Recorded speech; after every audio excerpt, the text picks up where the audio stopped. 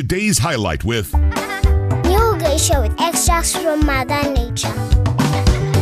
You know what? Just tell her to give me my jewelry. I need it to buy food and to find a place where I can are you stay. hungry? Eat garbage instead. Or go to back to that bastard you cheated on me with. What? I'm going to become your worst nightmare because I heard everything you said down at the police station, huh? I know about the death of workers, what you had planned. Shut up, shut your mouth, and leave this town. It's for your own good. I don't want any problems. I'm warning you. Get out of here. My mom always wants what's best for us. That's why she uses new geisha with extracts from nature. New geisha with extracts from Mother Nature.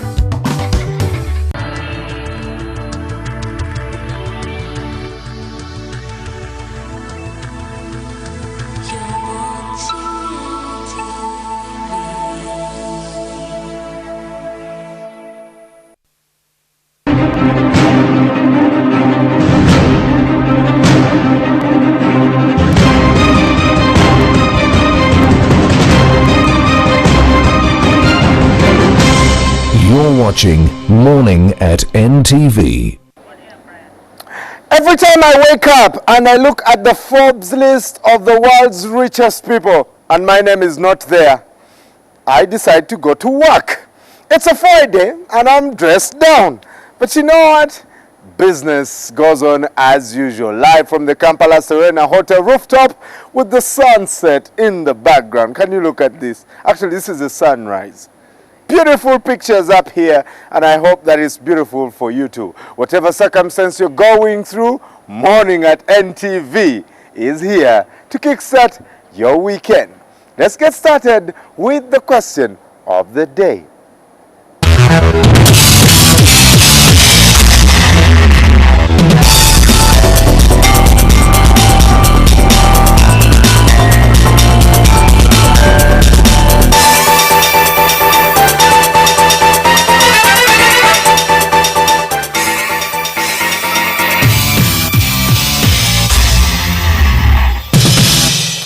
That should be a very simple question, surely. Huh? Yeah, please help us answer that question here at Facebook, Morning at NTV, and of course Twitter at Morning at NTV. The SMS platform is available for you to just send your name and the correct answer to 6565. First 5 respondents will walk out with some beautiful goodies from Morning at NTV. Please use these avenues. We're over 10,000 now on Facebook. Let's keep that going to 20,000 by the end of say April. Okay, by Easter. Let's have 20,000 people liking our page. Let's have 1,500 on Twitter following. Yes, and yes, we'll do party on a Friday like this. We'll have you here with us on set and celebrate with you. Now let's head over to Mabel at the NTV studios at the International Conference Center with the stories that are making headlines this Friday morning, and of course as the sun comes up. Good morning, Mabel. Good morning, Brand. Thank you for watching us this beautiful Friday morning. You could see the sunrise earlier. Well, whether you're on air or online, welcome to the show. Let's look at some of the stories making headlines. Speaker Rebecca Kadaga launches a scathing diatribe at the Civil Society. The headmaster of a school in Jinja has been arrested for child labor. And Cabinet approves the review of the Uganda Wildlife Authority guidelines and agreements.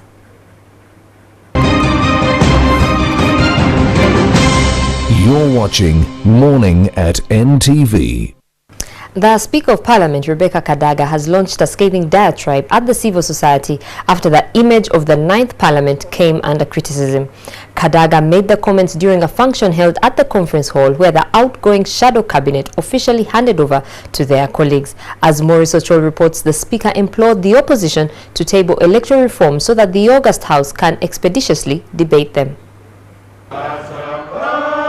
It was a day opposition leaders put aside petty differences to convene at Parliament during a function where the shadow cabinet handed over office to their colleagues. Amidst them were members from the civil society organization.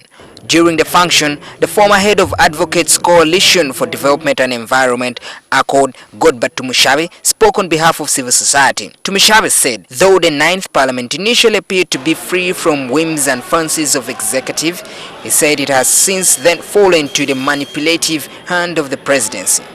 The 9th Parliament started off in a high note. As we move towards 2016, we think that that star is waning. And now we are told that all the MPs are planning to take 50 million shillings to go and do mobilization. And in Uganda's political landscape, a rumor is as good as fact. Tumushabe's comments ruffled feathers, eliciting a swift riposte from Speaker Rebecca Kadaga, who was chief guest. In a thinly veiled salvo, Kadaga said, unlike others, there are no thieves. For you to come here and call us thieves without substantiating, but to come here and say that everybody in this parliament is a thief is not right. Kadaga questioned those who want to portray a moral high ground, asking the civil society whether they ever declare their wealth. Sometimes I even wonder, who audits this civil society? Do you pay taxes? Yes, do you pay taxes? Do you declare what you get from donors? So please, when you are, if you want to blame, talk with the facts. The leader of opposition, Wafula Gutu, said they will soon table electoral reforms in the House. I have heard you, Madam Speaker, in the House challenging us about electoral reforms. You said you have not received anything, so nothing can be discussed. Yes, we are working on that. I've said many times that I would have wanted the reforms to be handled before this budget, so that the country can know what we are talking about. The Speaker of Parliament also told the opposition leaders to resolve their wrangles that they have with the legislators so that this cannot be carried again onto Parliament. But this message was also being pushed onto the ruling party. Maurice Ochol, NTV. Cabinet has approved the review of the Uganda Wildlife Authority guidelines and agreements in a bid to promote wildlife conservation. The Line Ministry will be responsible for drafting a bill that will protect wildlife and later submit the bill to the Parliamentary Council for consideration. Information Minister Rosemary Namayanja, speaking to the media on this week's Cabinet resolution, said government had approved the signing of a gorilla agreement under the United Nations Environment Programme aimed at restoring the highly endangered species in East, Central and West Africa. The Uganda Wildlife Authority has been operating under a blueprint drafted in 1991 before the constitution was adopted. The current government's undertakings to scrutinize policies and come up with a law to conserve wildlife comes on heels of a litany of complaints that the existing policies are not stringent enough, leading to continued depletion of the wildlife. The land use policy of 2007 under section 315A calls for review and updating of wildlife conservation policies and laws to ensure guided land utilization, especially of protected areas. One of the migratable species that is under threat are the mountain gorillas in Uganda, which is home to over half their number in the world. According to Namayanja, Uganda is yet to sign concessions with the Democratic Republic of Congo and Rwanda to allow trans-border revenue sharing. It is estimated that half of the gorilla's population always migrates to and from the two neighboring countries. Uganda would be eligible to make official interventions at the United Nations Environmental Programme Gorilla Agreement meetings. Currently, Uganda remains an observer in these meetings.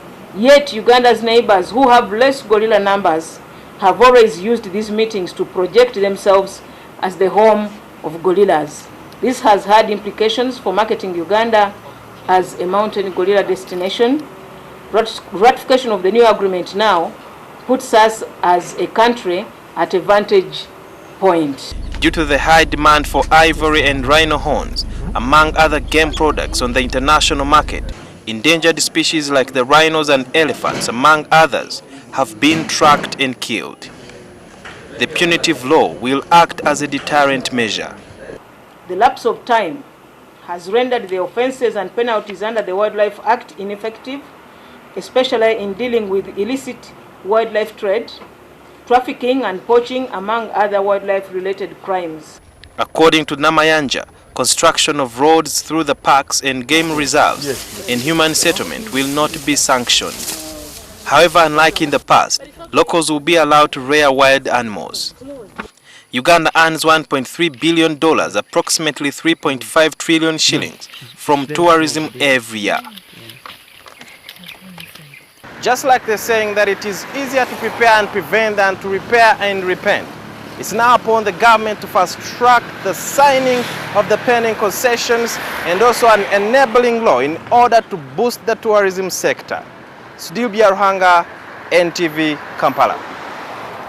The headmaster of a school in Jinja has been arrested for child labor. Pupils from his school were found cutting down sugarcane instead of being in class. Police say the cases of child labor are on the increase in the district. In a quick tour of some sugarcane plantations in Bulungu, Bubanda, Buyengo and other areas show the claims to be true. The children spend more time in the fields cutting sugarcane than studying. This district has seen a drastic increase in the number of school dropouts. In an effort to curb the vice, police, together with officials from UPCAN, made various visits. Police arrested Robert Agenda, the headmaster of Lukolo Church of Uganda Primary School. As police, we have tried to sensitize parents through our community policing program, encouraging them to take their children to school. Another headmaster explained that the parents have failed to support their children in school. The children come hungry, fail to study, and go looking for sugarcane. Parents have no interest in the education of their children. So they leave children to do whatever they want. According to Jimmy Obo, the program coordinator, UPCAN Ugandan chapter, culture and religious institutions need to be strengthened so that the community structure can be enabled. The former medical superintendent of Kabong Hospital has been deregistered from the Medical Council after he was found guilty of embezzlement. Another doctor in Kawolo in Lugazi has been suspended for a whole year for having negligently operated on a patient who later died, as the Medical Council continues to crack the whip on errant professionals. The professional supervisory body is investigating another 40 cases of unethical conduct. Dr. Joseph Isanga has been sent to an early retirement after he was found guilty of embezzlement in a court of law.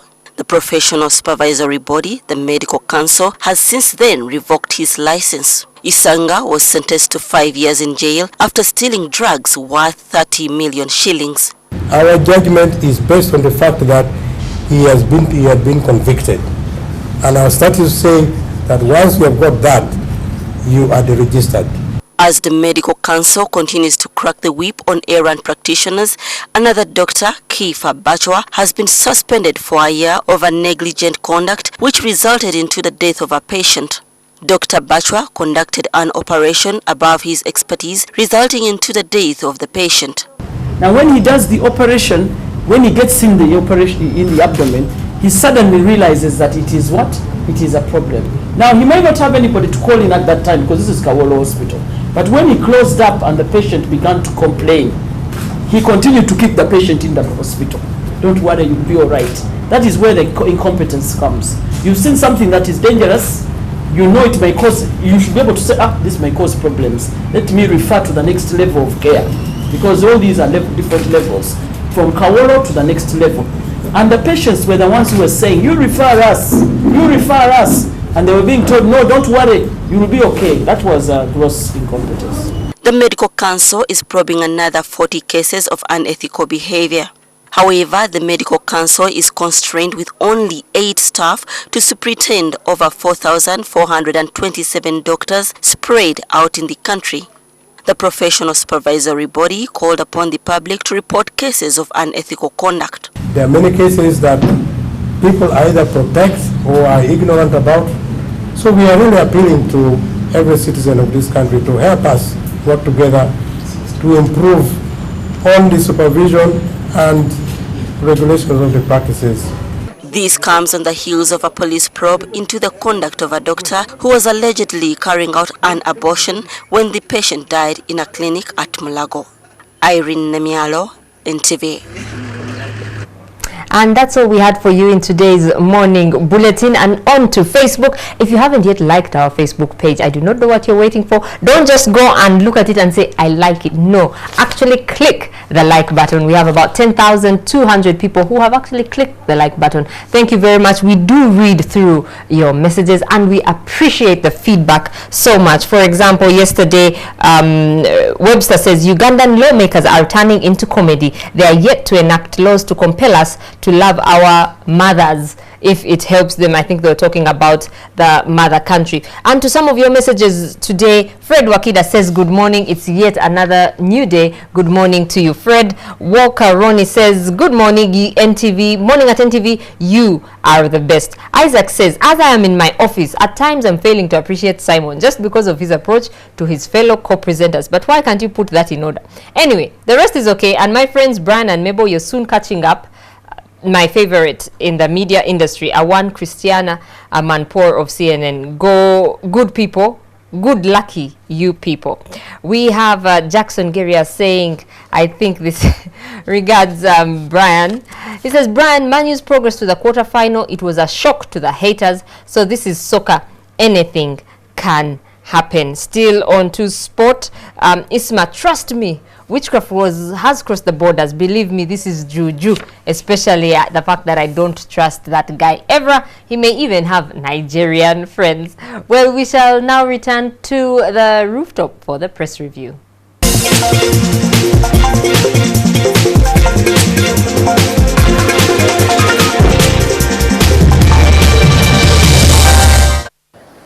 It's a wonderful Friday morning. Yes, the 21st day of March 2014. Coming to you from the rooftop of the Kampala Serena Hotel. It's morning at NTV's press review with myself, Simon Kasiate, and Joel Senyonyi. And Brian Mulondo. Well, each one of us has got a copy of the newspapers that has come out. Today on the streets, we have the Daily Monitor, the Observer, and the Red Paper. We'll start it off with the Daily Monitor this morning, which has a kind of shocking headline here that says Uganda to lose all forests by 2050. Now, let's not forget that according to population demographic report, by 2050, Uganda will have hit the 100 million person mark. Now, can you imagine 100 million people in a country that has no forest cover? Bad times ahead of us. Or should we do it as the Jamaicans say, big things are gone, or bad things are gone for that matter? I'm speaking to the Monitor this morning. Crazy scientists, you know, some of these fellows who think we metamorphose from gorillas and baboons, and we're saying now, you see, I think for the most part, many of us have not yet gotten out of that whole metamorphosis, but let's proceed. There's a young man, a 5-year-old boy, he went to his mother and asked, Mommy, where did we come from? And the mother said there was Adam and Eve, and eventually here we are. And then went to the father, asked, where did we come from? The father said there were baboons, gorillas, and we metamorphosed from that. So the kid got confused, went back to Mommy and said, Mommy, you said Adam and Eve. Daddy says we came from gorillas and baboons. And the mother said, you see, son, for me, I told you my side of the family. Daddy told you his side of the family. But we need to protect our forests. We certainly do. Well, while we would prefer to protect our family, our forests. Many of us are increasingly getting an appetite for wooden stuff, using wood fuel, and of course going the rustic and ensuring that you partake of products coming in from our forest. This is what's causing the debilitating effects that we are seeing today. But you see, we need to answer the big question of our population increase. Yeah, you talk about the way it is skyrocketing by the day, and politicians have not made it any better. And you know, people are very so much in belief of these politicians. Not long ago, you had one of the biggest politicians saying, you see, give birth to more children so that I can get more voters. I looked at this fellow and I was in utter shock. I think we need to, I don't know how to do it, but some kind of campaign. Power in numbers. Yes. Are you kidding me? Have more numbers if you can take good care of them. We're talking about inadequate land. We need to have a quality population as opposed to just quantity all over the place. And they keep saying, you see, China has developed because it has a high population. It's a quality population, not ours here. They have got a culture, they've got a workmanship, they have got a zeal to excel, as opposed to many of us in Uganda who sit back in the comforts of whichever debilitating situation we are in and always make Kubira government or Mulanga or Saba government to Yambe as if you have no obligation towards your government. And by the way, I keep thinking when they say to our government, the real issue they are saying is to our President Museveni to Yambe. Clearly, and as you will establish somewhere in the Daily Monitor, there are some people he's helping. We'll get to that in a bit. Well, I think that is in the Observer here. The Observer, rather, yes. Well, I had some two interesting young men on this show, which is called The Big Story, not so long ago, and these were vying for the Makerere University top job. One of them, who possibly impressed you on this show, is now the Guild President of Makerere University. Our congratulations go out to you, Ivan Bowe, who won this interesting race with over 6,900 votes. It's in the Daily Monitor this morning. He looked like he was going to clinch it. He came off as this young, sagacious man, knew the right things to say, a lawyer in the making. I hope he does deliver. You know, the two guys I hosted here, if I were to cast my vote, I think I would have gone for... I have a pageant for underdogs, and I think Nicholas Nanyena got 421. If I was at Makerere, he would have had 422. Well, at least he got more than 700. Well, talking about not so good stories in Kalangala district, which is an island district in Lake Victoria. Folks there are more afraid of drowning than HIV. Just like Makerere University students, girls especially, they are always more afraid of getting pregnant than catching HIV. Well, many of you go and indulge in unprotected sex with people you do not know, but before you do that, you tuck in your mosquito nets. In other words, you are more afraid of malaria as opposed to HIV. So clearly we need to have our priorities right and know what kills or what doesn't. But I thought, people on an island like that would be very good swimmers, and it's very shocking. Most of them are fishermen.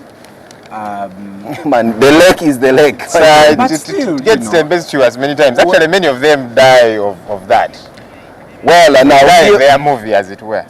Well, the National Media Group, which owns NTV, the Daily Monitor, and all these other wonderful media outlets across the East African region, has posted, yes, a 100 billion shillings 102 billion. Absolutely. Are we supposed to do cheers? Well, I think this calls for a toast. Our bosses are watching. That means what? Did I use the salary increment? Say it. What do I say? Let's proceed. In the Daily Monitor this morning, members of parliament are asking State House to accept blame for the many unfulfilled presidential pledges. It's in the Daily Monitor here.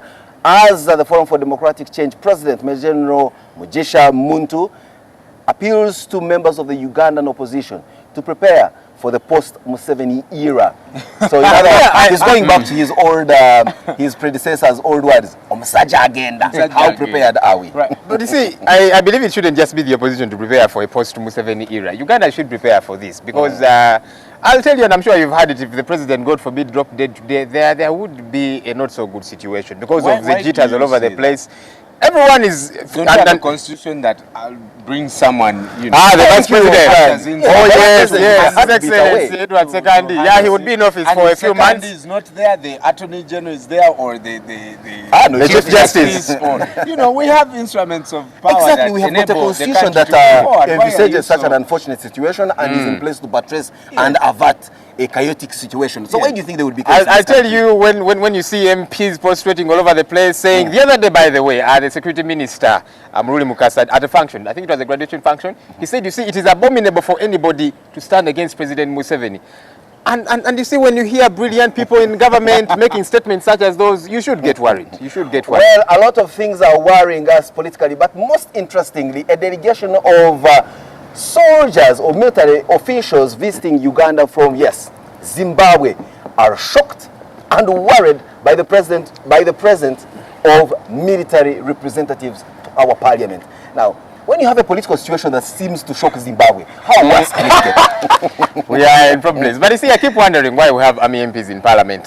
Somebody was saying, you see, if they're not in parliament, apparently the country will go chaotic. Are you kidding me? They must understand that, for this country which has had... I'm never in parliament, but I know what goes on there, really. Well, the amount of responsibility bestowed onto the shoulders of Joel is not the same as the amount of the point is information bestowed onto the shoulders of the military, which is supposed to ensure territorial integrity.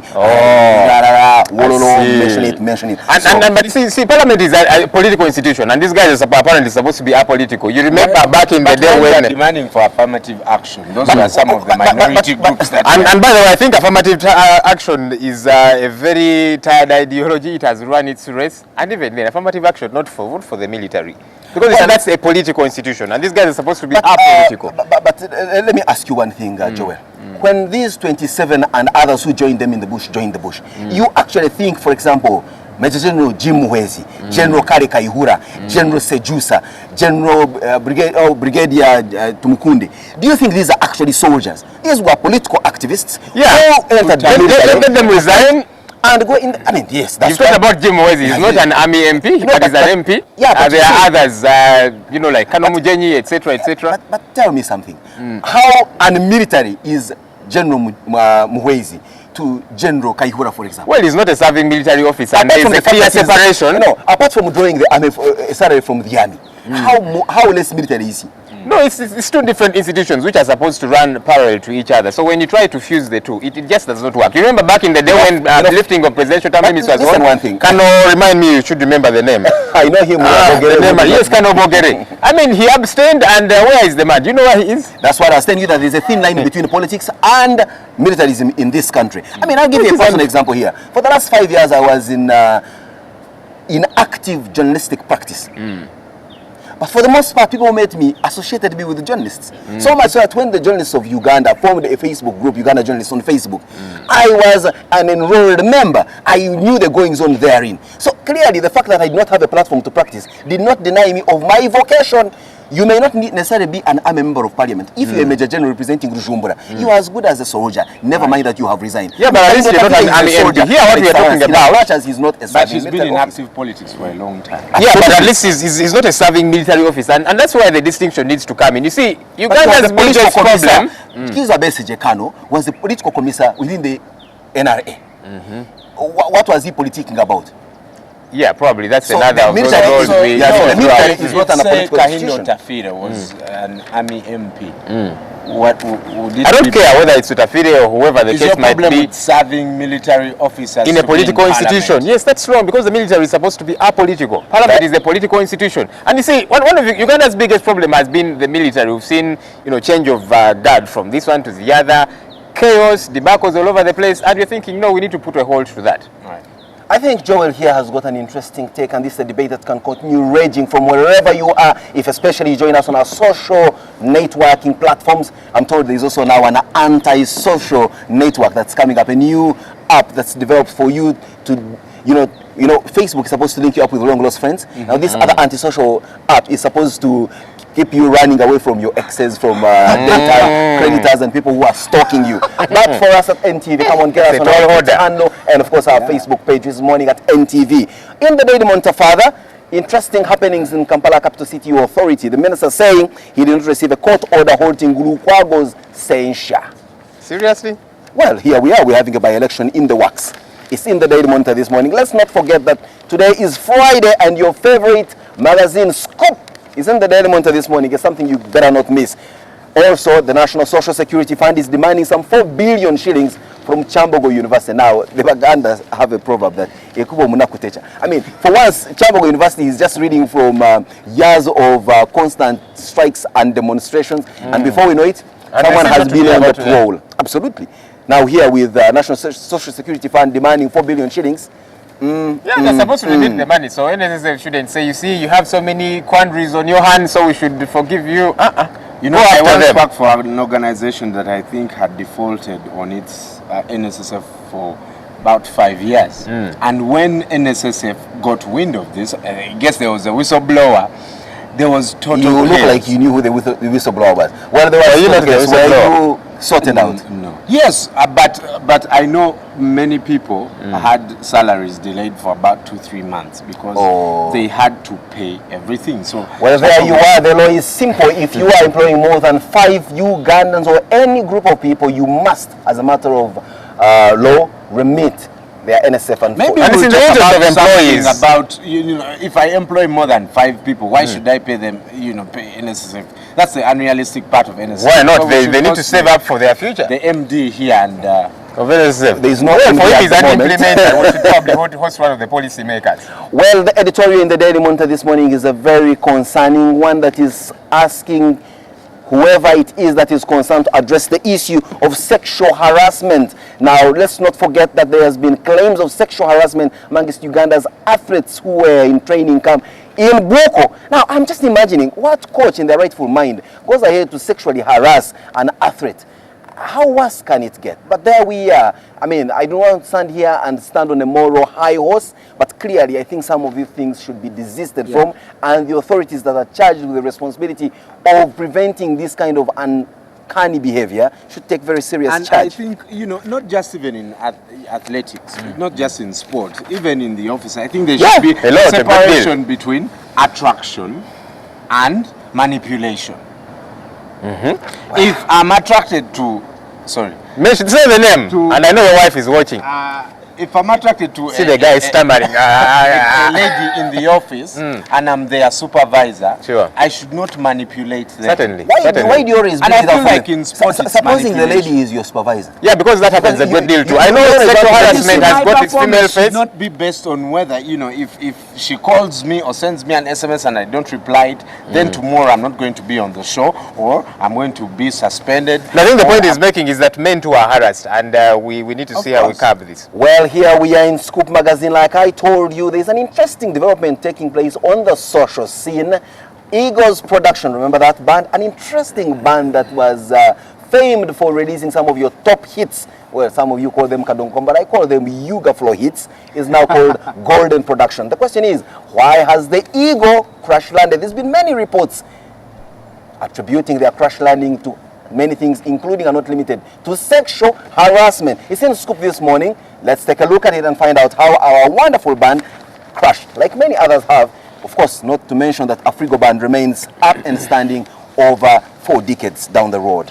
There's an interesting, of course, look at the 411. Those of you who are interested in gossip, you have it all served in a la carte and buffet in Scoop Magazine this morning. What do we have in the Observer? And gossip seem to be one thing altogether. War in lands, there's a row between Nantava and ministry officials. It is escalating. This lady came in apparently to try and remedy the land problem there was. But like we did here, Fajil Mande being talked about as rubbing everybody the wrong way.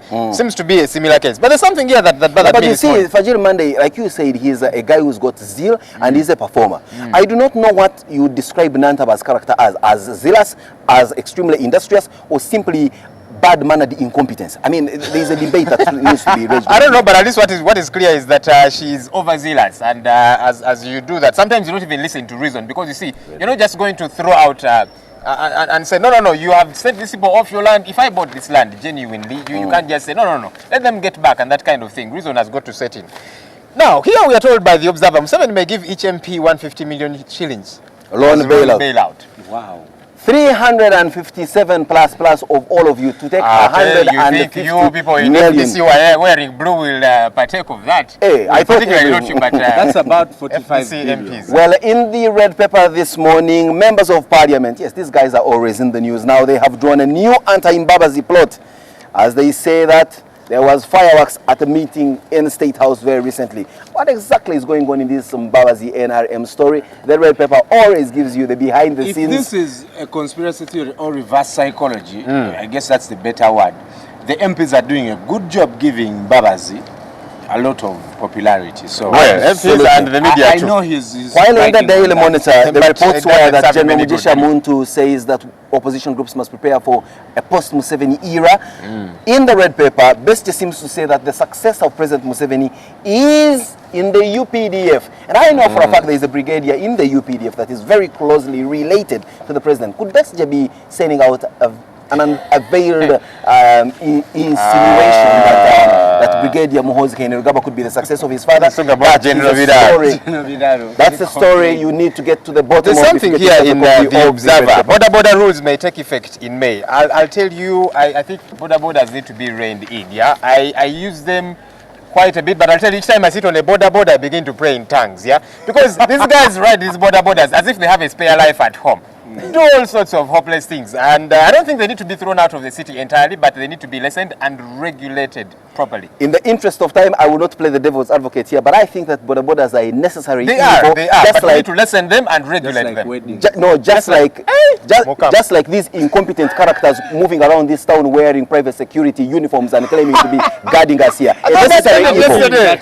But let's take a short break. When we return, let's tell you something, folks. It's a Friday. We're going to go out and have a party. Whichever way we are, we need to go and make merry. That seems to be the routine of Ugandans. That you work hard Monday, and then on Friday, you let loose, step off your bow ties and jackets, and get down to some serious business of partying. But of course, what's a party without a good drink? And what's a good drink without drinking responsibly? In the big story this morning, we are looking at responsible drinking and to what extent the law tends to be on the side of those of you who do not drink. Sad debacle here. Let's get back.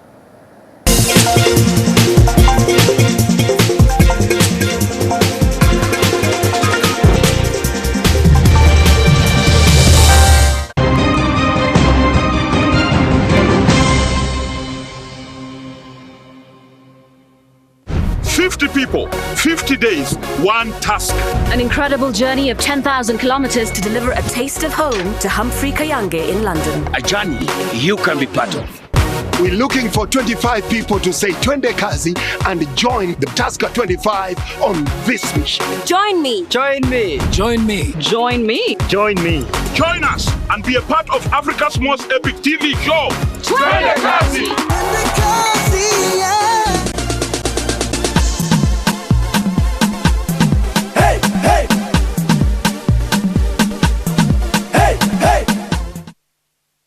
Are you and I ever gonna have a chance to be sisters? You want the baby to have my name? Would that be okay? So I'm happy you came. Yes, especially since I thought you were shunning all things Newman. I have my own reasons for showing up. What did you say about him? I'm sorry, attempted rape. Okay, look, whatever you think you know about him, you don't know his heart. If there is a way to make me feel more miserable, you will instinctively find it. You gave up the one woman you loved, and now you're having a hard time figuring out how to move on? I can't imagine who would want to hurt a good man like you. Okay, you know what? I don't need you telling me how to feel about Lily. Are you pregnant? No. Then why are you trying to alienate Tyler? Has something happened between the two of you? Are you afraid that I'm gonna do something to ruin your marriage, or that you will? Why don't we have a party? I'll bring Nikki and bring your siblings. How's that? Now, what are you gonna do? You gonna blackmail them this time, or are you gonna bribe them? Looks like Mommy's not the only one who knows how to make up a story.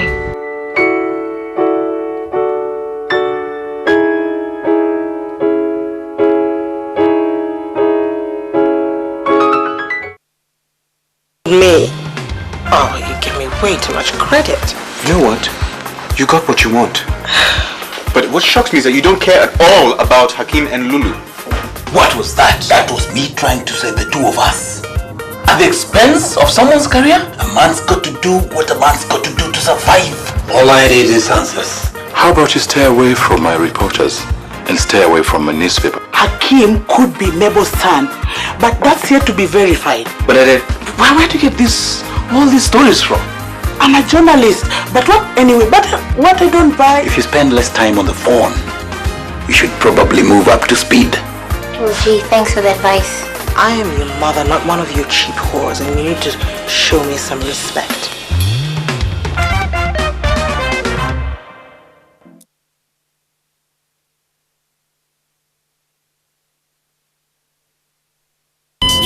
Running out of airtime can happen to anyone. The next time you recharge, simply dial *161# to get going again. On the next episode of La Patrona. It has to be fast. I can't allow my daughter to have the slightest suspicion I had anything to do with her mother's death. Well, I think that suicide's the best way, right? Like we did with Duarte. But will the little mayor be able to play the sad widower? I am not going to let you disrespect me. Shut up, you two, or we're all gonna go down. I will support you because what's fair is fair. Well, now that I think about it, yes. Yes, I do have a friend. Why didn't I think of it sooner? She is my true friend. Thank you, Father.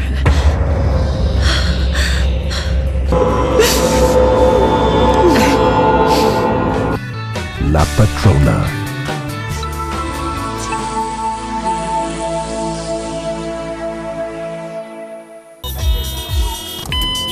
At Orange, we know that running out of airtime can happen to anyone. That's why we bring you Wetase. Simply dial *161# to get going again. Convenience changes with Orange. Today changes with Orange. You're watching Morning at NTV with Simon Kasiate, Mabel Kebirunji and Brian Mulondo. 10,314 likes and counting. Thank you for liking our page. We now return to Simon for today's big story.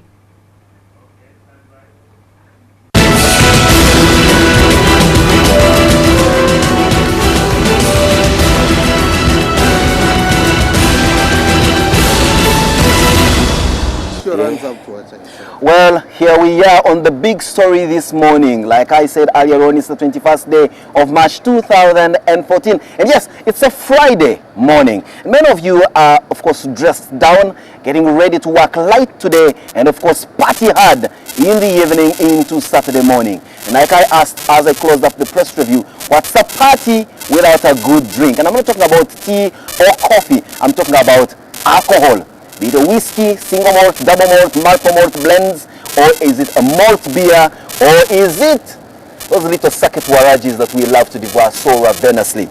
Now this morning we are discussing about responsible drinking. Uganda was for the most part chosen, or should I say elected, or should I say we earned our place as one of the heaviest drinkers in this part of the world. And I'm sure we hold a very strong position in the world as good alcohol consumers. Question is, to what extent do we consume this alcohol responsibly? We've listened to the police. The police have been here before telling us how to behave responsibly, including and not limited to drinking. And of course, many of you know what Kawunyemu is. That is the drink driving operations that have for the most part become a hallmark of this city on weekend nights. This is one high-handed method, some people have argued, of inculcating the culture of responsible drinking. But what does the industry say about responsible drinking? This morning, I am privileged to have a member of the drinks industry, Mr. Onapito Ekomoloit, a very good friend of mine and mentor, if I must admit, who is the Director Corporate Affairs, SAB Miller, or what many of you call Nile Breweries. Onapito, good morning. Good morning, Simon. I must confirm that in these cups there is no Nile Special or anything, it's just black coffee that I'm sharing with Onapito here. Ona. Yes. We see a disturbing development, we as consumers of your product. The police is hounding us on one side, forcing us into jails simply because they believe we are too drunk to move and go home. And then we see you in the industry joining the police to start preaching a message of responsible drinking. Aren't you contradicting? I mean, we drink because we love you and your product. Now here you are joining the people we hate like the police to stop us from drinking and enjoying what we love. What's this? I hope you don't hate the police because they have a role to play inside. But Simon, we fundamentally believe that alcohol, especially beer, is the natural choice for anybody who wishes to drink. And it adds enjoyment to life. I agree Look at with you Friday, entirely. it's going to be exciting today because there's going to be some alcohol at the end of the day. Very good. But we also believe that alcohol, like anything else, once abused leads to problems. So there's no contradiction. There's no contradiction. It's just like any other product. Moderation, responsibility is always advised. Even coffee. When I had a wonderful meal of my favorite dish, which is matoke, groundnut, and some bit of ulwombo that has some meat, and I'm belching away and I'm unable to stand up and I am just, drowsy for the afternoon. That for me is the epitome of enjoyment. When I get down to a bottle of beer, I want to drink it until I can possibly not pronounce my name with all the syllables intact. But the police says I am too drunk to understand. There's no single time a drunkard has failed to arrive home and before this irresponsible drinking. Why do you join them? Why don't you say, and when you join them, what is their measure of excess? I don't want to say that we have exactly joined the police because they have a role to play, we have the role to play. But we have a common interest in ensuring that our consumers are safe. I've told you that alcohol is a wonderful product. But abuse is the problem. What we do, at what point does a wonderful product abuse? At what point does a wonderful product become an abused product? Who does the measurement here? The catchword here is moderation, and we normally advise our consumers that they need to be able to take responsible decisions. They should be able to drink and be able to take decisions, especially do not drive after drinking. How do I get home? You can get a driver who doesn't drink. You can get a special hire. I mean, not everyone who moves in a car drives. So we are saying if you have drunk, do not get behind the wheel. And that's where my question comes in. If I have drunk, how much?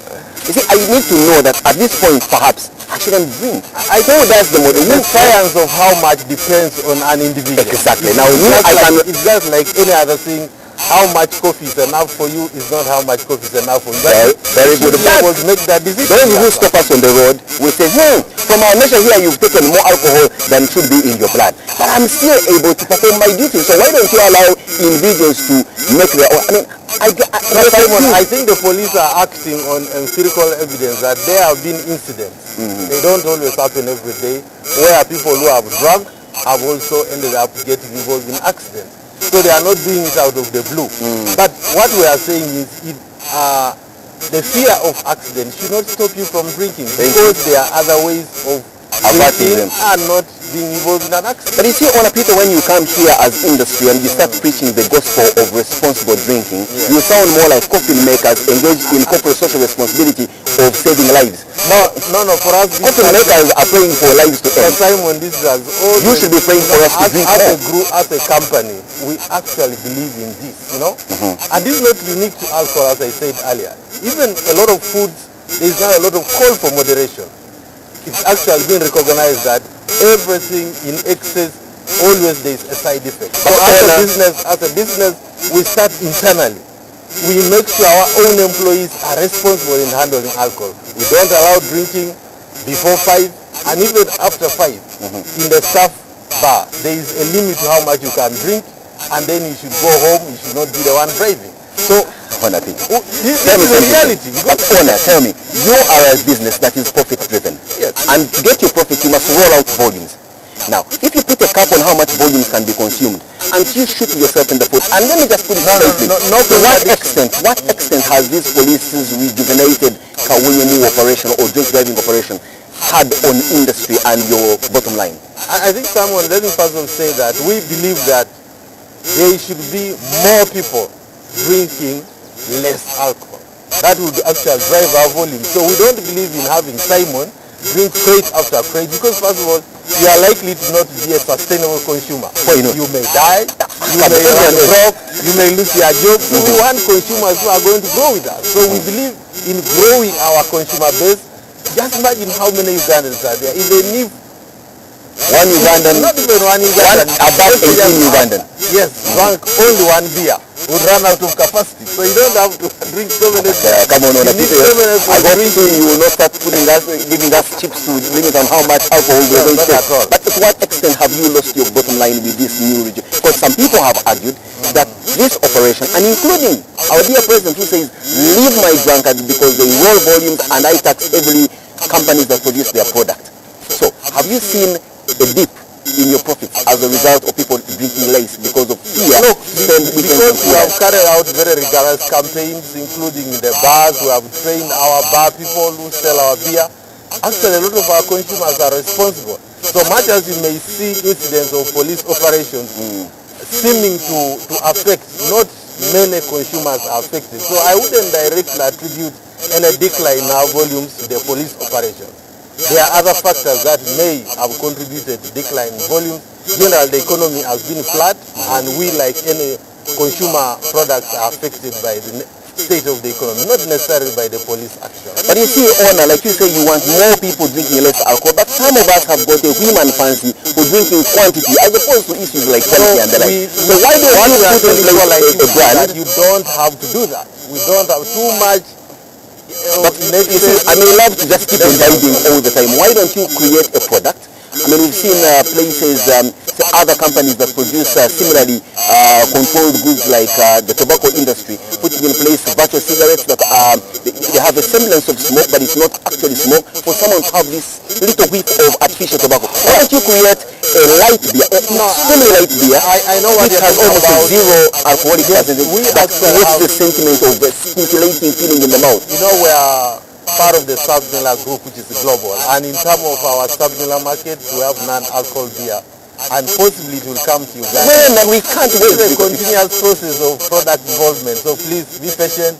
You may have a non-alcohol beer, but even the current beers we have, we believe that when they are drunk in moderation, they are as good as non-alcohol. Let's now not discuss the issue of beers which are close to your backyard. Let's look at the proliferation of illicit whiskies and brandies and warajis that come packed in sachets that have for the most part led to a lot of inactivity across the country. You know, young people waking up to sucking sackets. I mean, it's now become the in thing of seeing somebody with a little sacket sucking by their mouth, walking around the village and not doing much production. Doesn't it bother you as bona fide, well-recognized companies that you have a country that is now being hit left, right and center with the proliferation of some of these low-caliber alcoholic drinks, many of which are not from registered distillers or brewers, that is affecting your bottom line? It does bother us. Actually, as Nile Breweries, we are founding members of the Uganda Alcohol Industry Association and very active members. And the major role of this association is to ensure that all people who produce or sell alcohol are responsible. So we have been encouraging people who produce some of these spirits, which are branded, to join the association and to play by the rules, to be responsible, to market responsibly, not to sell to under 18, not to sell to pregnant women. That's a well-sounding statement that anyone would make, but to what extent are you enforcing? Also, we are working with government agencies like the Bureau of Standards to make sure that there is active registration of every alcohol that is sold or that is produced in the country. We believe that illicit alcohol is not only dangerous as a competitor to us, but it's actually dangerous to consumers because sometimes it's produced from substandard products. Absolutely. You have had incidents of people dying blind. So we definitely encourage government to ensure that no alcohol which is not registered, which is not verified by UNBS is on the market. But as an industry, we don't have the mandate to go and take this alcohol off the market. We can only urge other players to make sure that this alcohol is regulated and it's taxed. That's the other big thing. Often, untaxed alcohol is cheaper than our beer. So people who may be stressed in the pocket go for it. But if it was also taxed, the price field will be level. Yeah, but that means that you are now disenfranchising Ugandans who are of a low income level to the point of not having anything to consume. There is traditional alcohol which has always been produced and drunk in increasingly in terms of where I grew, like Mwamba in the west. Like we are not talking about. We are talking about the sachets which people are carrying around their neck. In Parliament before them there is a tobacco control bill. Doesn't it bother you as industry that perhaps soon we'll have an alcohol control bill that will relegate you to not branding your beers, to ensuring that you do not sell them within a radius of 100 kilometers from a school, that will ensure that beers are not consumed after 11 p.m. I mean, there have been all these little bylaws coming up that thou shalt not drink before this time, and to a large extent this affects you as a business. How are you watching the political space to ensure that some demagogues don't come up with draconian rules that are going to curtail the presence of bona fide beer companies in this country? We are very alert to this fact, and actually much of our self-regulation is to ensure that government does not have an excuse to bring a law which is draconian, which is ill-informed, and we urge government to consult the industry. We are players in the economy. We believe in protecting the public from the harms of alcohol, so they don't have to make any law without consulting it. And indeed we have been involved. Fortunately, the government has tried to involve us in the past to make an alcohol policy sort of stalled, and we hope if it's resurrected we shall be involved, because any law without trying to, not without you, which tries to take alcohol off the scene will always not work. Just like perhaps it will not work for forcing women to wear longer clothes, as they say. But now, your final message to people who are rubbing their hands with glee and waiting for the sun to set and they start imbibing alcohol, what would you tell them with regard to the message of responsible drinking? Now the message is straight and simple, that alcohol, as we have said, adds to the enjoyment of life. Please, this evening and any other day, enjoy your beer, your Nile special, your club, but we ask for moderation and be responsible. Be like the rest of us. Some of us might have drunk yesterday, but you wake up and you are alert. You might have drunk officially, really actually did drink, and that brings us to the cup of a big story. Let's take a break. When we return, it's Simon Says.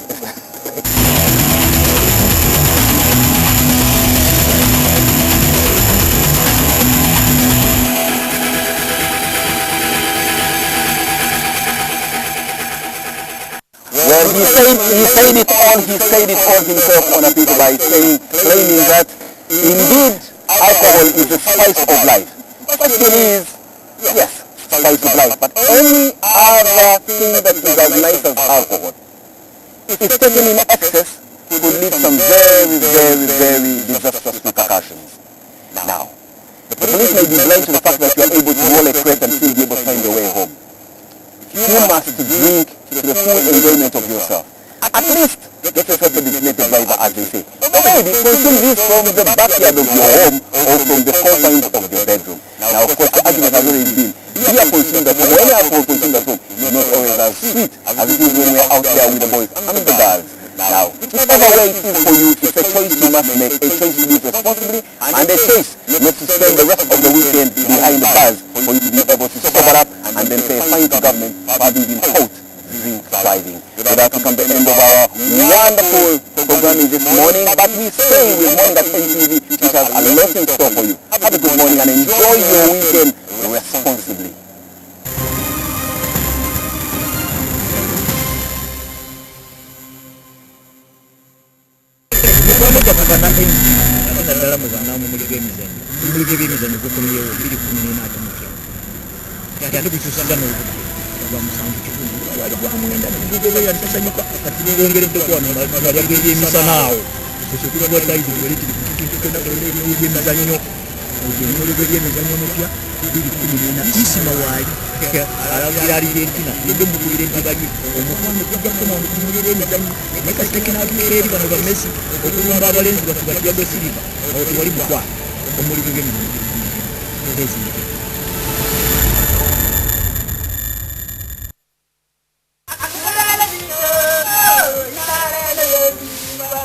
I'm not going to talk to the singer. No problem.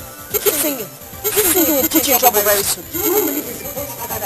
Such injury on you. Just because they told 50 naira. 50 naira for that matter. That man should be arrested. How I wish I could see that man and give him a piece of me. Abigail, I don't care if you're chatting Barack Obama. When you're out, right? You learn how to detach yourself from that one. Let's just get you into trouble forever. You should be happy that your parents is asking you for now. My brother, I learned that 3 armed robbers tried to rob a man and came out of the bank at the top of the express. Don't try to be the hero. I won't kill you. Do you know how long I've been waiting here fighting and you refuse to wake? Now you friends are also my people. And I like to play with you, nurses. Be the vessels that Almighty God has been using to heal his people. What's going on? Who is she? See, I hate cheating in my head. I hate cheating and nothing that will make me happy to come up with that money I already gave you.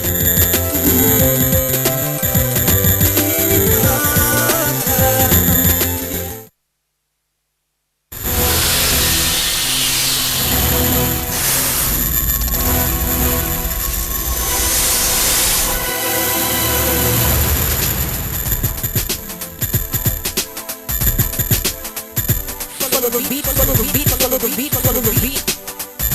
Follow the beat, follow the beat, follow the beat, follow the beat, follow the beat. Follow the beat. Follow the beat, follow the beat. Follow the beat. Follow the beat, follow the beat, follow the beat, follow the beat. Follow the beat.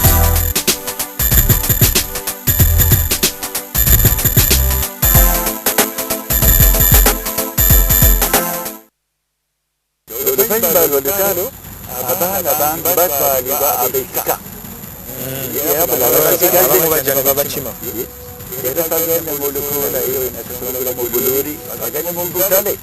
Claro. Okubuuza omwana oyo mumanyi.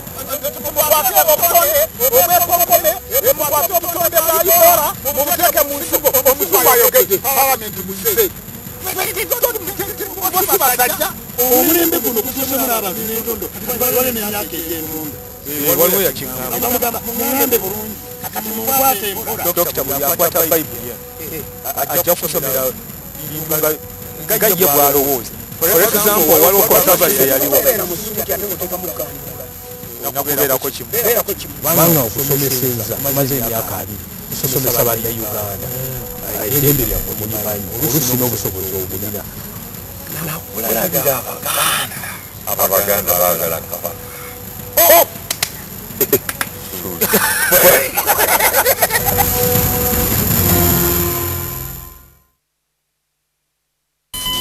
Running out of airtime can happen to anyone. The next time you recharge, simply dial star 161 hash to get going again.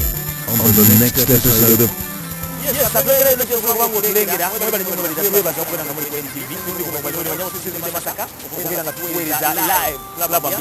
jango nyinyi jango chakari live kwa masaka ngere ya urukulede banafiki abeka production abeka sema nakatemba abacha swa baba kabi nomzako ibijacho muri medi ashirafu hatiko sojoja ala ni wa mabla bunda bali kwa masaka ko mboni ya mbona kina mwanzo kabanga kwa kakaga sana kijaba tunyumi babo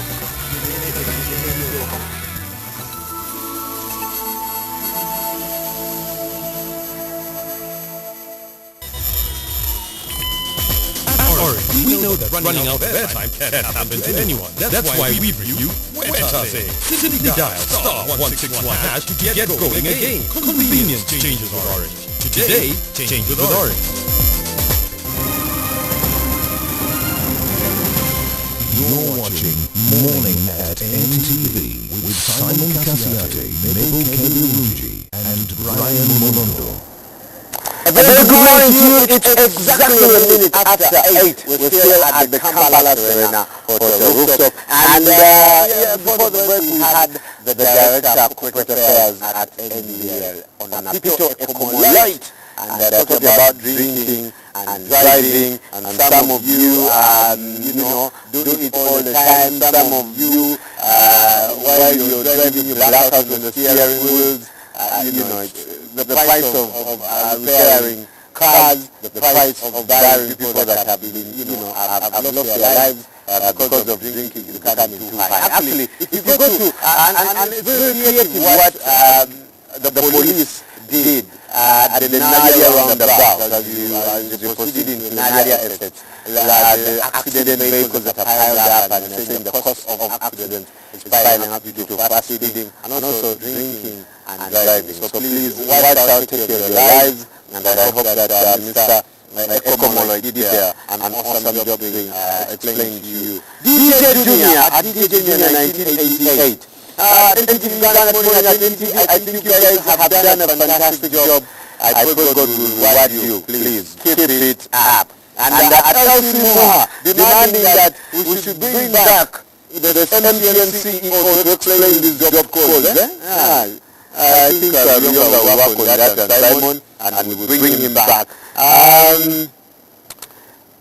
At Tumuine, Edward saying people should drink and don't get cabs. Simple. Yes, when you drink, you get a taxi to take you back home, so that you don't drive your car. As someone the other day suggested that all these bars should have enough parking space. If I feel like I'm over drunk and I'm not feeling good, or even the barman can say, sir, no more. Since you're driving, you only take 3 tonight, and then I will leave your car at the bar, and tomorrow you can come and pick it up. I know people who drink, and that's what they do, so maybe that can help you. Your feedback or comments on our Twitter handle at Morning at NTV, and of course Facebook, Morning at NTV. Speaking of Facebook, let's talk about Mabel, who is standing by with your birthday wishes and your comments on Facebook. Good morning.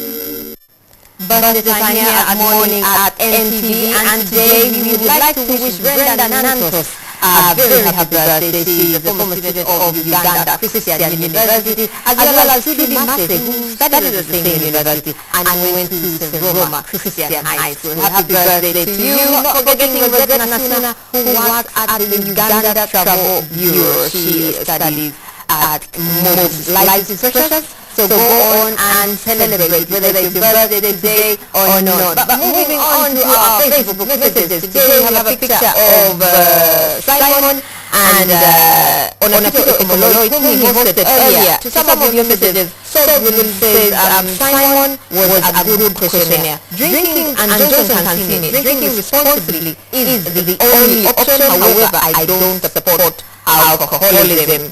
And we had asked earlier, we had posted that we were talking about drinking and driving as a big story. Junior Jen said it's hard to control such drinking because someone to control it needs cells. They have targets. And while Soul says Simon is back, Derek says Simon, how was your night? Because today you are not charming. And then we have Heavens here. Heavens says, I'm liking this with my NTV given HTC Desire 300 Android smartphone. Well, I'm sure that was one of the winners here. Moving on to some of your messages, we have Junior Mugisha Innocent says, thanks for everything, I'm enjoying the show. Fred Wakida says, now breweries is only being humane because drinking is good, but intoxication should be curbed. Andrew Wanda says 150 million for every MP's loan bailout as we have talks on term extension. What a timing. I think he's talking about the press review. And we have Ambassador here, Alexei. A bright morning, you guys are so great that in the morning, my radio program, these days I play more music, so I have time to watch. I think that is radio presenter. We now return to Brian for the STC moment. We started with the goal of bringing the power of computing into the hands of people around the world.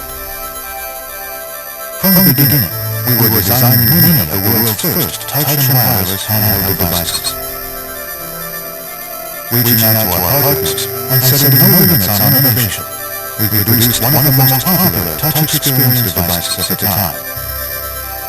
We were building smartphones before the term smartphone even existed. We then set out to make the most versatile smartphones, including ones that let you use either a touchscreen or a keyboard.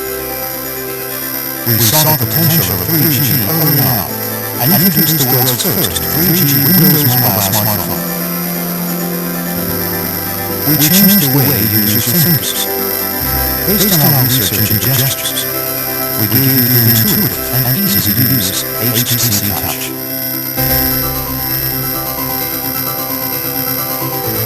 We then announced a new way for you to experience the internet with the world's first Google Android smartphone. To give you the most personal experience, we introduced HTC Sense, a user experience that fundamentally changes the way you use your phone by making things work the way you expect them to. We once more revolutionized the industry by launching the world's first 4G Android smartphone. We integrated Beats Audio into our phones to deliver the most authentic sound experience, enabling people to finally feel the music the way the artist intended. We created a one-of-a-kind phone with an amazing camera that outperforms most point-and-shoot varieties.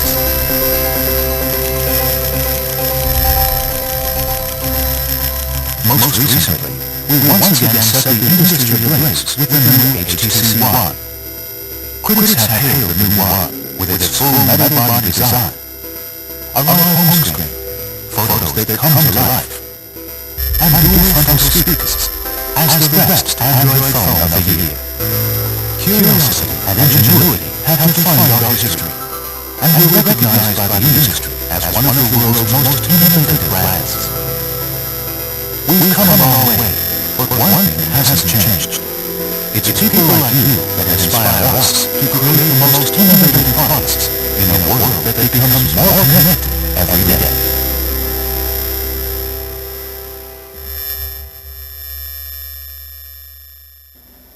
It's 7 after 8, and remember that everyday life is powered by HTC quietly brilliant, and every week we'll be giving up phones, and we were supposed to show you people, but they come from fire, so we are going to bring them on Monday, give them their phones, and we'll do another set of questions for you for the whole week, and of course draw out the winners. But you can visit the HTC Hub at the Forest Mall shopping center, and you can grab any of the other models. The HTC Desire 500, 300, 400, 600, HTC One, HTC One Gold, and the one I hold, HTC One Max. This is definitely a business. Now someone today tells me about an app which has been here for long, but many of us do not know it. It's called Shazam. And I don't know if you know it. If you're listening to the radio, all you have, and you want to find out the title of the song that is playing, all you have to do is activate it, then put it next to the speaker, and the phone will, the app will do those things for you, and then give you the title. I tried it this morning, and I got the title. Mr. Rioga, thank you so much for hooking me up. So whether it's coming, unless your song is maybe it's not, you don't have copyright for it. But as long as it has copyright, the app can look for the title and update you. Maybe look out for that this weekend. And also for your HTC moment, we'll be back on Monday with the winners and another set of questions for you. Now, it involves moving so many little pieces around, and every time I look at people playing it, I keep asking myself, why did you drop one or two or three pieces? Or why are there so many of these small things in one square and not the other square? What am I talking about? It's a game that has been handed down from past generations, and today we are going to look at the beauty of the lovely board game of Omweso. Coming up with the experts that understand it. What is Omweso? Stay with us on Everyday Life. Good morning. It's the first thing you see in the morning, and the last thing you see at night. It stresses you out. It calms you down. It helps you remember. It helps you forget. It keeps you connected. It's the only thing you know that is always within an arm's reach. Which is why you don't need to get a phone. You need a phone that gets you, and you, and you. And we are HTC.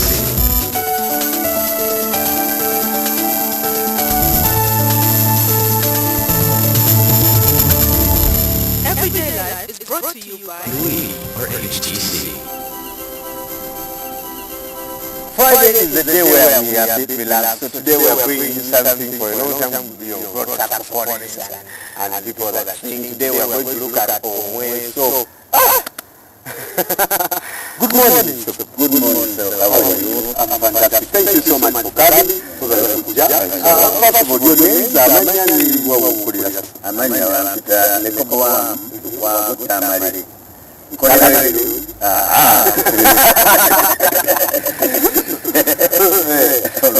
Sivuka wangu wenaba zikuruba bamakadi baita magema nkolera mu Kiyembe mu Subulangoye amanya gange ndi mulanga Kimbugwe Sam Subule muno ebinjanja ndikolera Omweso is very interesting. Maybe that you are motivated. Where did the Omweso come from? Play Maya Scrabble, Maya Drop Tea, down to the Chocolo. But Omweso, where did it come from? Omweso going to say that Kugamani Guava, Nayenga, Kutuguina, my son, Muganda, Kakati Rokanda, or Tuino Uganda, Nabasoga, Nabasoga of Ganya. What cannot say so? They want to join the Busanga. I ran to get out of the Kenya. Abamu Kenya na Baganya. No one but then Africa Baganda that you got you back. Between America and Gawana, Uganda, which is the Mania, so Gavana, Ingrid Sam, Ragama, Burumuka,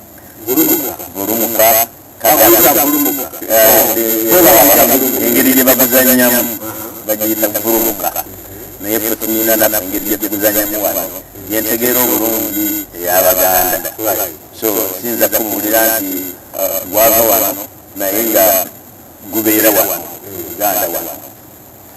kati tutandike buno obuntu buki buno obuntu obwo babuyita mpiki obuntu buno nsigo waliwo omuti gwe bayita omuyiki ogwo gwe guvaamu zino zensigo zaagwo nga bwolaba ekitembe bwe kivaako era obuyiki bwebuti kati bino baziyita mpiki tuzigi nga bwe nkugamba ziba nsigo netuzijjako nezifuuka bweziti zibeerera ddala nga bwoziraba bwoti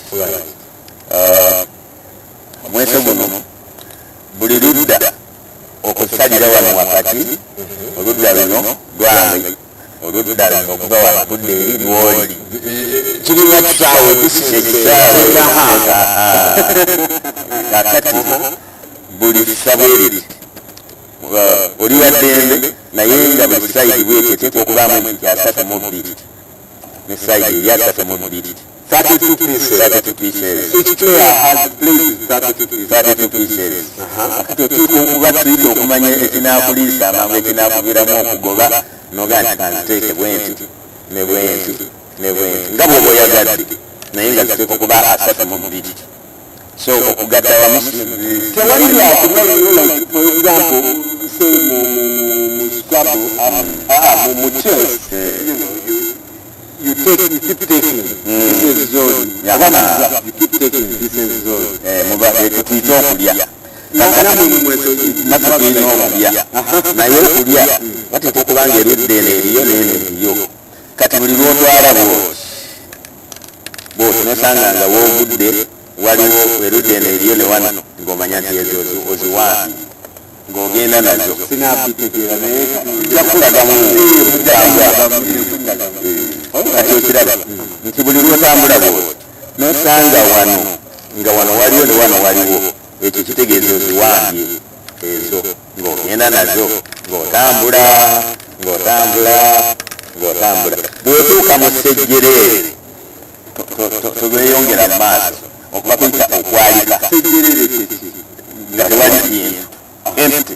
If one of the spaces is empty, you stop playing. You stop like this. Kakati ntambudde bwenti kakati wano wengudde tewali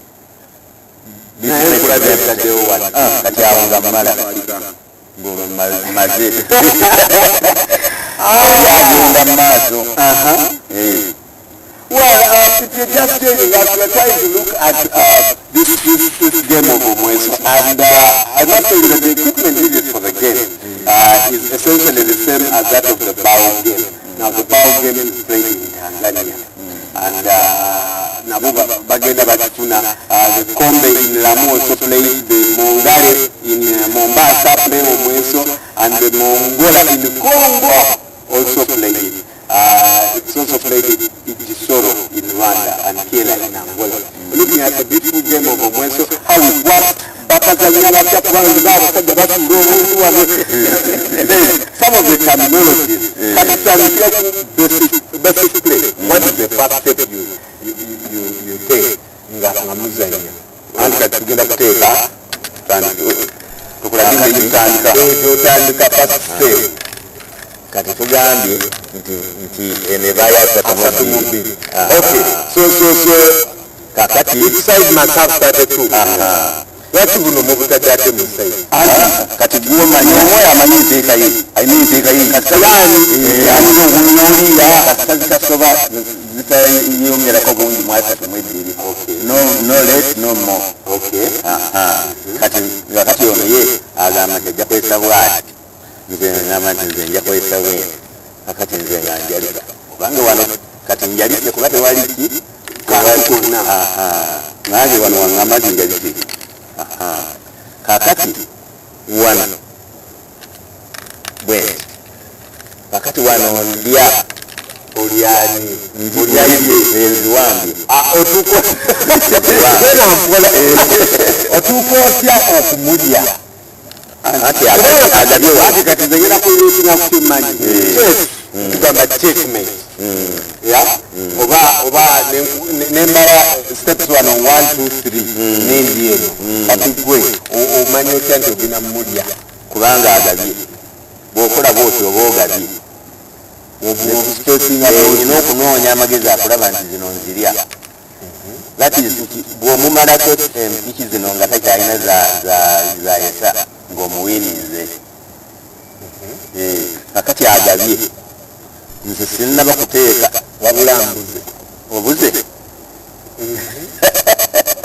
tofula okatobuddiweetu alabe kakati kuno kwebayita okuteeka so you're ready to play ono lowooza amaze okutegeka plans nze sinnaba kati nze nyinza n'okugamba nti ate nze kantambule butambuzi bwenti otambula odde eno onatambula dde that's a good start otambula odda nzenzira bwenti onatambula dda bwati kakati mu kulya olina okwetolola bwoti olye bwoti naye okujjako amata gana wano zina besalino osobola okulya ng'odde eno gye bayita buteba eno osobola okulya ng'odde eno neeno esobola okulya ng'edde eno gokka otherwise zino zonna olina kudde eno gano gonna olina kudde eno so zino zizinga ziri special these ones have you can break the rules and go this other side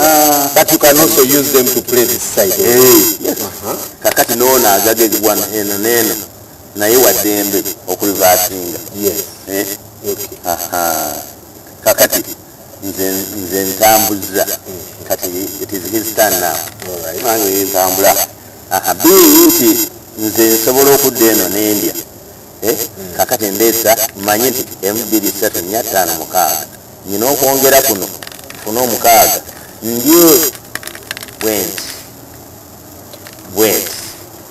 so birimu ekibalo wakubala so do you count the okay so you olidde buli obubiri nyobuze ate nkulabye ogamba you count 6 so obala okuva ku point emu obuntu buno mbala kati nga zino zibadde wano nembala M2 3 4 5 6 olina okusuula obuntu emirundi 6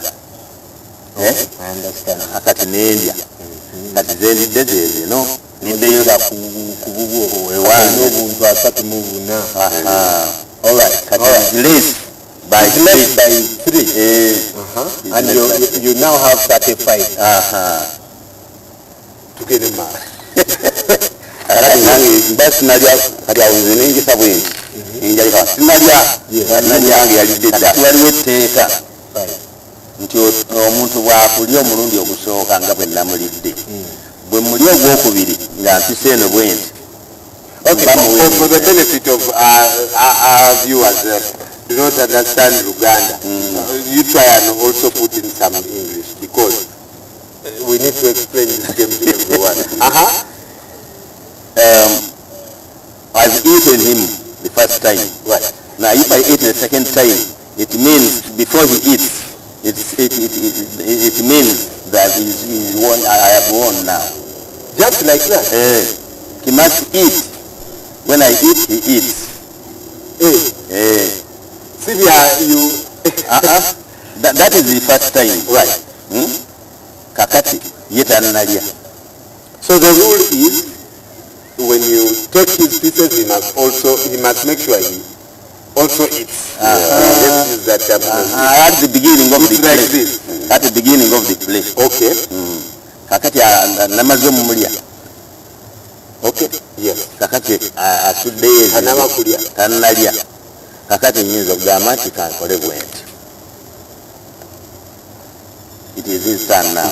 Naye naye nkola bwenti okuba nnyo okulaba nga weekumubuza kulya mulundi gwakubiriye nga gwe tonalya kati nange noonya ngeri naamulyamu mba nkyanoonya awo nange nindi afunye ekyansi obulaba awo kiba kiwedde munaku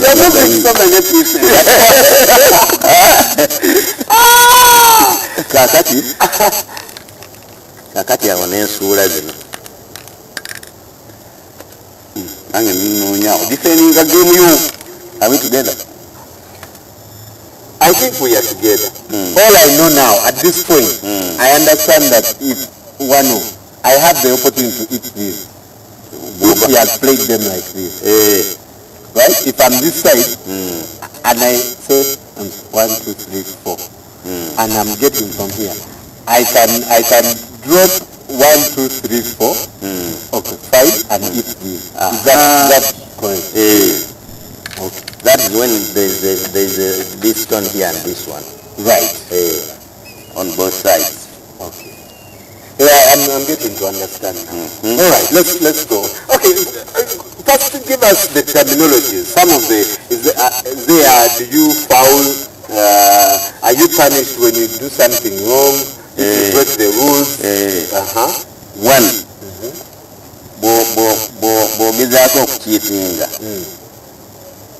You are punished. What's the punishment? It means they have they've won you. They have won you. Yeah? 2. Don't you take away some pieces, some of them? When you cheat, you eat it.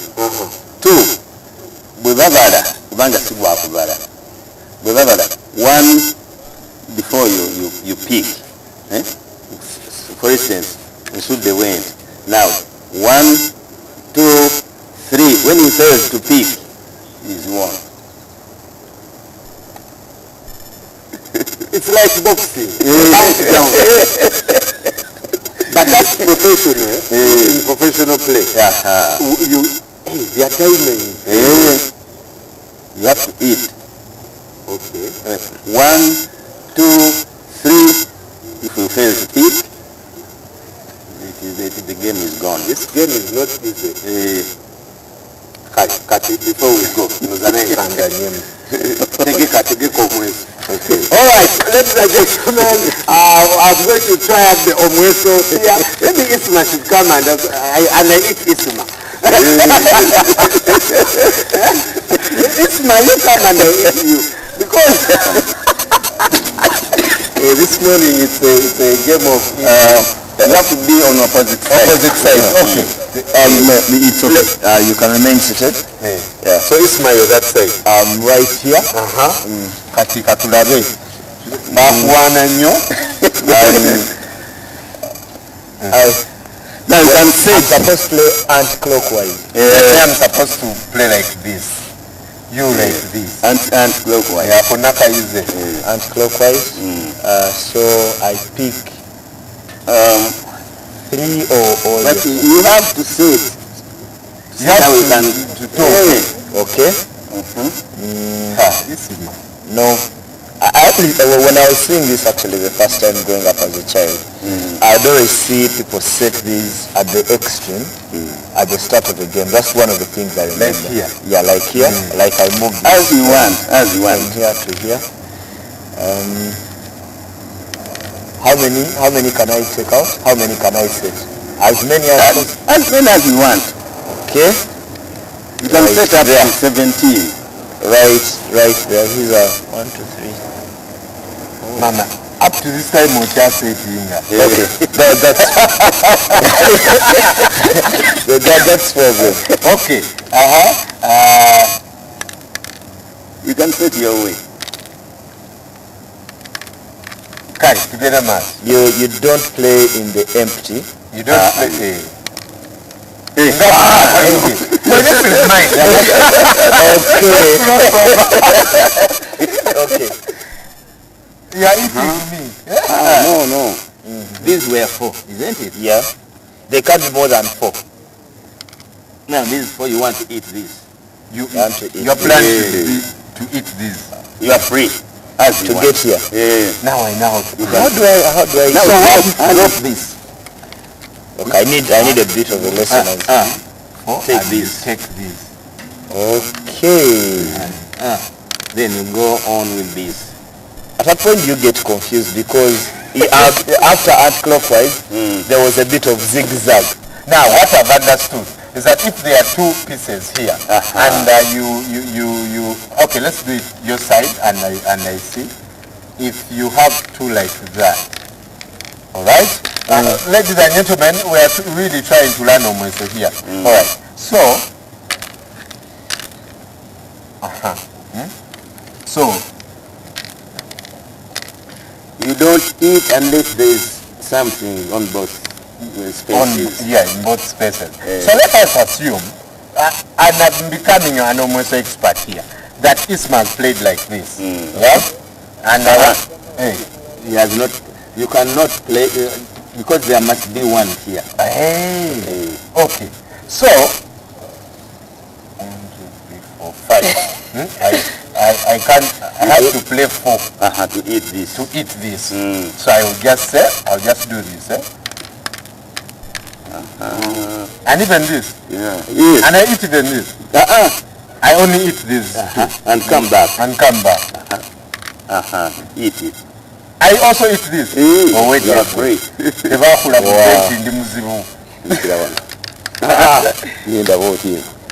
And clockwise. Okay. Now, he has also tried his best to see that he eats. So he will drop this. Eat this now. So you take it? This. This? They were 4 stones. Then anti-clockwise? You play your side. This is your side. Okay. But so come back to this now. Okay, this is 1, 2, 3, 4, 5. From here? Yeah. Right there. And here. Then this. Okay. Okay. No. I always see people right above Nakasero Market because I do a lot of stuff around there, and I see people playing, and there's a lot of noise. Where is the thrill? I'm not. The excitement. Where is the excitement? And I remember asking him just before we walked on for everyday life. I asked I didn't know actually until today that only 2 people play because they are always about 8 people. Surrounding. They are surrounding. Support team. Support team. Yeah. It is like a draft, as you can say, people playing draft. Again, you can see people standing around, watching. Right. Yes. Where can we find if we want to learn how to play this game? Because it's very interesting. For us, we are at Katwe. Katwe, just as you go to Katwe, we are there on Queen's Way. Right. We are always there. Are you professional? Are you a professional player? Yes. So you compete. And he is. There's a league. We are together. Right. And this player has been there for over 50 years. Wow. This play. That's beautiful. Well, it's a game that is definitely not just played here in Uganda, in Angola, Tanzania, Kenya, and Mwami Tamale this morning with Omulangira were also teaching us how to do this. And Isma, before you leave, tell us what we have this morning in the world of sport. Before I walk away, first of all, I'm very thrilled that the both men came around. It's been quite a lesson looking at Omweso. But there is the biggest game in the world between Real Madrid and Barcelona in the El Clasico on Sunday. We'll be talking about that. Barcelona cannot afford to lose that one. Also, there is a disturbing story on the back page of the Daily Monitor. It's been running for the past 2 days about the athletics coach that has been sexually harassing the girls that were in the national team for the Africa cross country. But this Sunday, there is another one. There's also cross country in NTV. I'll talk about that. And then, Bran, you wouldn't want to miss this. Arsenal at Stamford Bridge against Chelsea tomorrow at 3:45 p.m. Someone will eat their words tomorrow. All right, we'll be right back with the sports update with Isma, and keep it locked. We'll also give you details of the Omweso. Stay with us. Good morning.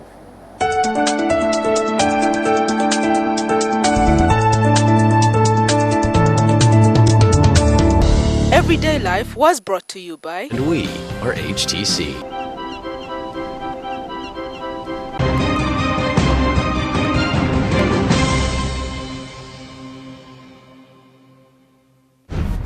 People, 50 days, one task. An incredible journey of 10,000 kilometers to deliver a taste of home to Humphrey Kayange in London. A journey you can be part of. We're looking for 25 people to say Twende Kazi and join the Tasker 25 on this mission. Join me. Join me. Join me. Join me. Join me. Join us and be a part of Africa's most epic TV show. Twende Kazi.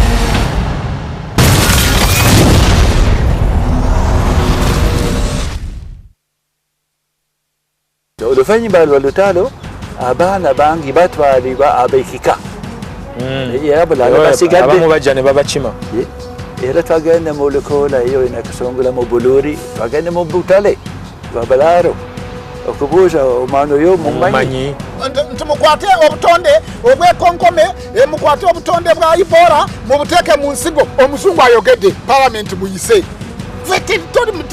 bosi basajja omulembe guno gutuusemu n'abantu n'entondo kati waliwo n'emyaka egy'entondo waliwo yakiŋŋamba bamugamba muŋŋambe bulungi kati munkwate empola dokita buli akwata bayibuli eno ajja kusomera bintu nga ye bw'alowooza.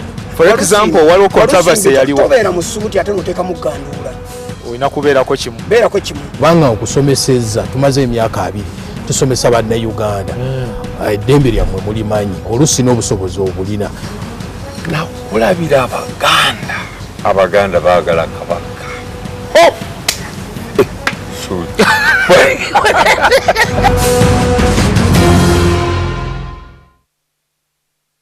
Marriage is tough, but you suck it up and you stick through the good times and the bad times. What kind of example are you setting for your sister who is about to walk down the aisle herself? Shut up, Nandi. Seriously, you just keep poking and poking at other people's relationships. You're like a cancer. Ate, I hope you're discussing fashion. Because you have everything under control, yes? And the only crisis we're going to have is you clashing with the red carpet. We've met mystics.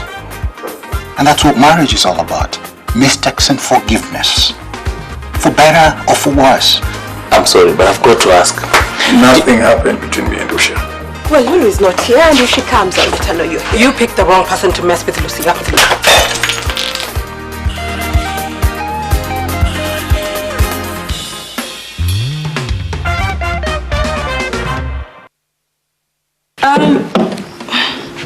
What's that? That document. Oh, that. Just some business. I came to apologize. I have no right to interfere in your lives. I've eliminated the only evidence that links me to Ivan Chinawa's death. But you didn't have to kill another person. It's not like I've got anything to hide, Nene. Just go ahead. Victoria, how is it like to work for Miles Filagazi? Blood seemed to matter not. Blood? Yeah, blood. I'm responsible for your father's death.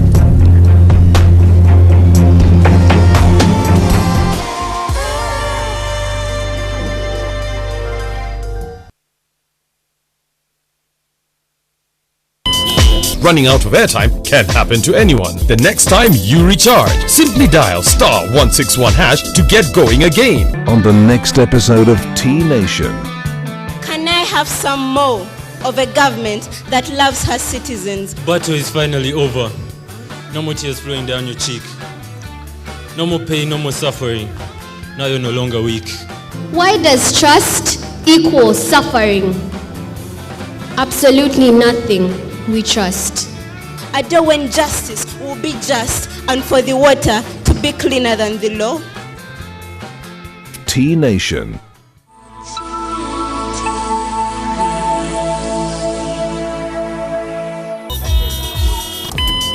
At Orange, we know that running out of airtime can happen to anyone. That's why we bring you Wetase. Simply dial *161# to get going again. Convenience changes with Orange. Today changes with Orange.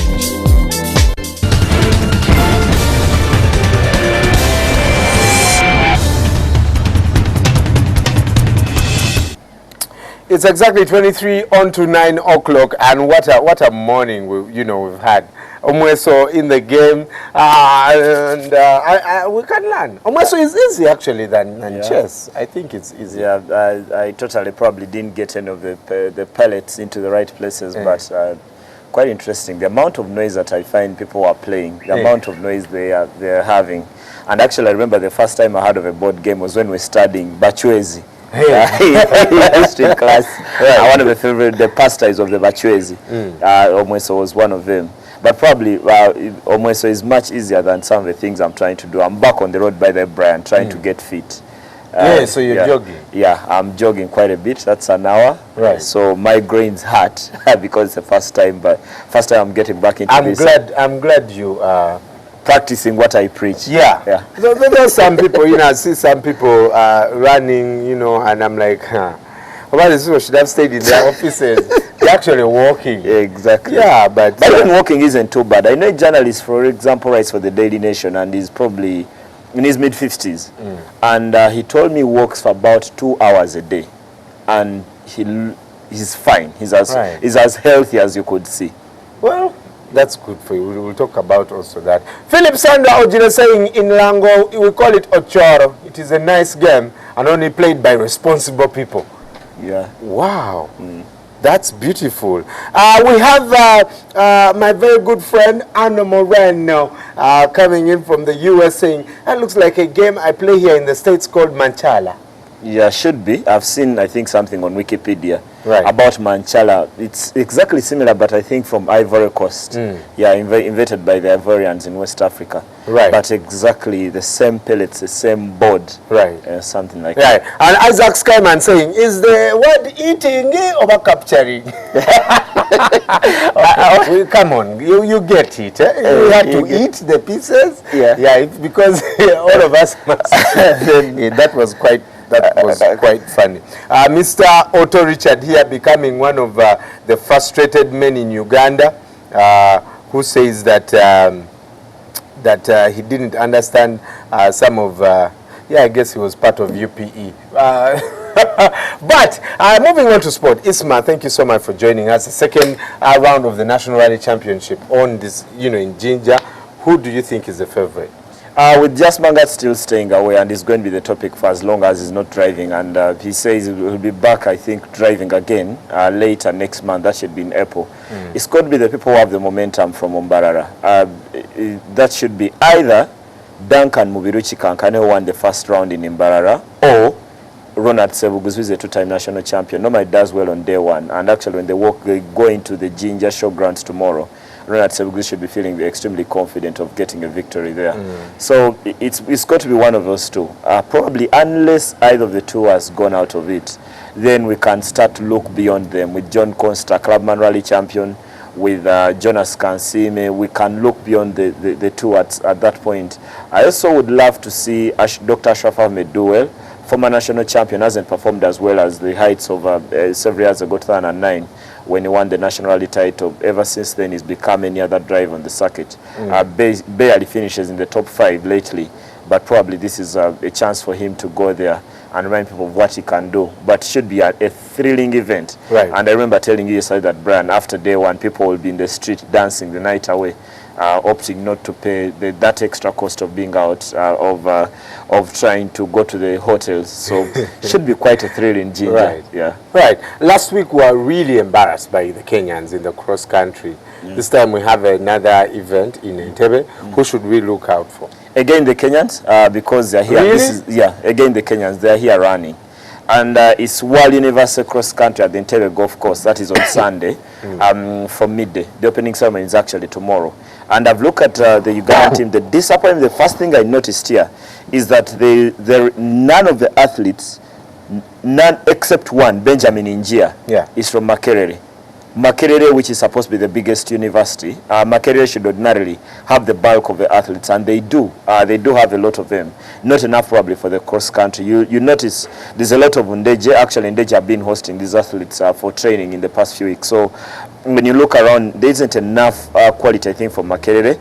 I've seen there's supposed to be an athlete who was part of the team that was in the Africa cross country just the other weekend, Joshua Cheptegei. I was one of those who took part for Uganda in the juniors, so should be one of those. And then I'm looking at Winnie Nanyondo from Kampala University. She's done well representing Uganda already, even if she's still in her infancy at university. So this should be some of the athletes to look out for. Right. I'm thinking Uganda may not actually win an individual medal again because the Kenyans are here. Is it that bad? It should be very hard because the Kenyans are some of the best. But I'm hoping that because the course is different, and I'm praying that there is rain in Entebbe tomorrow. I was warned by a Kenyan that when Ugandans make the track wet, it will be much harder for the Kenyans to win because they won in Kobe because the track was a bit drier. Okay. So I'm probably giving a hint to the Uganda Federation officials that please wet the track. Teams in Spain do it, especially especially when they are hosting Barcelona. I've seen the Athletic Bilbao, for example. They wet the sun memes. They know Barcelona is visiting. They know Barcelona can't pass the ball that well on a wet pitch. Why can't we wet a cross-country track? It's acceptable. It's acceptable. It's within the rules. Right. People were running in Poland just a few years ago in Bigoshish on a snowy track. Why not wet it if it's a chance of winning? I think we. I'm not advocating cheating, but. No, I think it's being creative. I remember that when we were hosting Liberia a couple of years ago, we were all worried about George Weah. We created a traffic jam on NTV Road. Yeah. People refused to go to the stadium and instead have their cars on the road. So that they block the man. And we blocked him and won the game. And traffic jam is not part of football rules. Well, we had to create it, but we were kind of creative to make opportunity for other teams. And now, quickly, this is very annoying and disappointing. Probably one of the many, many sad stories in our sports, in Uganda. The sexual harassment, of athletes. And did that even impact how they performed? It's extremely disturbing. When I first read the story yesterday on the back page of the Daily Monitor, I was lost for words. I actually had a sigh. You didn't see me because I was right here, just right here. Then I saw the story and I first looked and it couldn't come into me that easily. But it's extremely disappointing. And luckily for us is that the name of the person is being withheld because the investigations are still ongoing for legal reasons. Right. But extremely disappointing. And I was told that while the athletes were in camp in Buko, the so-called coach who is supposed to be the one sexually harassing them would come into their rooms way after 10 p.m. And that was totally when it's supposed to be lights out. Yeah, when it's supposed to be lights out. And it's disappointing the way we prepare our sportsmen and women for these events. The last thing I'll say that recently Mo Farah has been training in Kenya because he's trying to prepare for the London Marathon. He was actually running in New York the other week and collapsed because he's trying to turn himself from a track athlete to a road athlete. And he was talking about how he goes to bed at around 8 p.m. so that he can be up at 6. Wow. So, but he's a man. He can make the rules, leave his family in the UK, his wife and children. But now these girls, that means they are way outside the rules if someone is coming to their room at 11. They wake up tired. It's totally unacceptable. It's extremely disappointing. Athletics could be better than it. And Moses Kipsiro, who is leading their fight, please don't give up. Just go after this. I'd love to call him a bagger for lack of a better word. Well, we'll wait for the investigations and definitely update you on whatever is going on. Another dark side to Ugandan sport. But let's move on to Europa League. Tottenham, Juventus. Did they go through? Only Juventus went through because they won their game at Fiorentina by a goal to nil. Andre Pirlo, as is done for several years, with a brilliantly taken free kick. But Tottenham shouldn't be disheartened with their performance. They've not been playing that well, but at some point you felt they were going to win the game at Benfica. They came from a goal down Tottenham through a Nacer Chadli brace after having gone down when Ezekiel Garay had scored for Benfica. But then eventually they gave a penalty right at the end. Sandro, not comfortable as a central defender, and they didn't have their back line. Michael Dawson is out, Jan Vortegen is out, Yunus Kabul is out. So they were using all makeshift backline players. Ezekiel Friars had been moved from left back to central defense, and Sandro from midfield to centre back. And then they have Kyle Norton. They are missing Kyle Walker at right back. So there were a lot of changes there. But they went to Portugal and did very well against one of the most informed teams in Europe, because Benfica, for me, should be among the favourites for this competition. Benfica, because they are through, the manner in which they beat up on Tottenham. And then, for me, the other one should be Porto. Porto won a very tough fixture away in Italy. They went to Napoli and won by 2-1. Only the second time this season that Napoli have lost a home fixture in any competition. And Porto had to do it coming from a goal. To remember, after the first leg, Porto had won the first leg through the Jackson Martinez goal last week. And then they went a goal down when Goran Pandev got Napoli ahead. And at that point, you fear for teams may tend to wilt. But Porto still had something then to come back and win that game by 2-1 and are through to the quarterfinals. So when they go into the draw, probably, for me, everyone will be looking at avoiding Benfica and Porto. And, traditionally, the Portuguese teams have done very well in this competition. If you remember, just 3 years ago, Andre Villas-Boas led Porto to the title in the Europa League. So those two probably should be the most pleased of all the teams that got through from the last 16. I guess also the Mourinho spirit is still in them. Yeah, fighting spirit. Well, the Champions League draws are on. Yeah. Aren't you happy Arsenal are not in the draw? I'm really disappointed, but I also believe we were up against a very strong team, the best team, I guess, in the world right now. But who is your money on, and what are the teams to avoid, especially if you're Manchester United? At least the Manchester United fans don't know any team to avoid, because they were singing at Old Trafford in the towards the end of that game. Bring on Bayern. And everyone, for me, Bayern should be one of the teams to avoid, especially if you're not a very technical side in terms of tactics, the teams that can switch tactically, and the teams that can get extremely physical with them, because Bayern will hog the ball. But when you look at all the 8 teams there, Borussia Dortmund, Barcelona, Real Madrid, Bayern Munich, probably the weakest of them, the weakest teams there should be Dortmund, who are not been playing well this season, Manchester United, because they've not played well, though David Moyes insists they can win the Champions League. And I find a lot of reasoning in that, and I'll tell you what, Brian, in a moment. And then the other team that should be the one that everyone should be looking forward to facing, despite everything they've done this one, has got to be Atletico Madrid. They don't belong here. They're only here for the first time in 17 years. They've really done well to get themselves this one. So it's got to be something that everyone will be look at Atletico Madrid or PSG, for example, and see they don't have the history, and that should give everyone else a chance. But on the other hand, what comes out of the heart, and there are all these claims that draws are fixed. Probably they are not. And for a moment there, there was a time when I was like, but Barcelona all the time, Bayern all the time. Why can't we get another team? Why don't you play Galatasaray? Why doesn't Arsenal play Galatasaray? No, like Chelsea, that is like a champion in Turkey, or in Portugal, or in Scotland, but always getting the big, versing your fellow English. At least you can be free that at 2 p.m. Arsenal won't be in the draw, but for the 18 there, everyone will be looking at probably, for me, the team to avoid, Real Madrid. I think they are playing blinding football.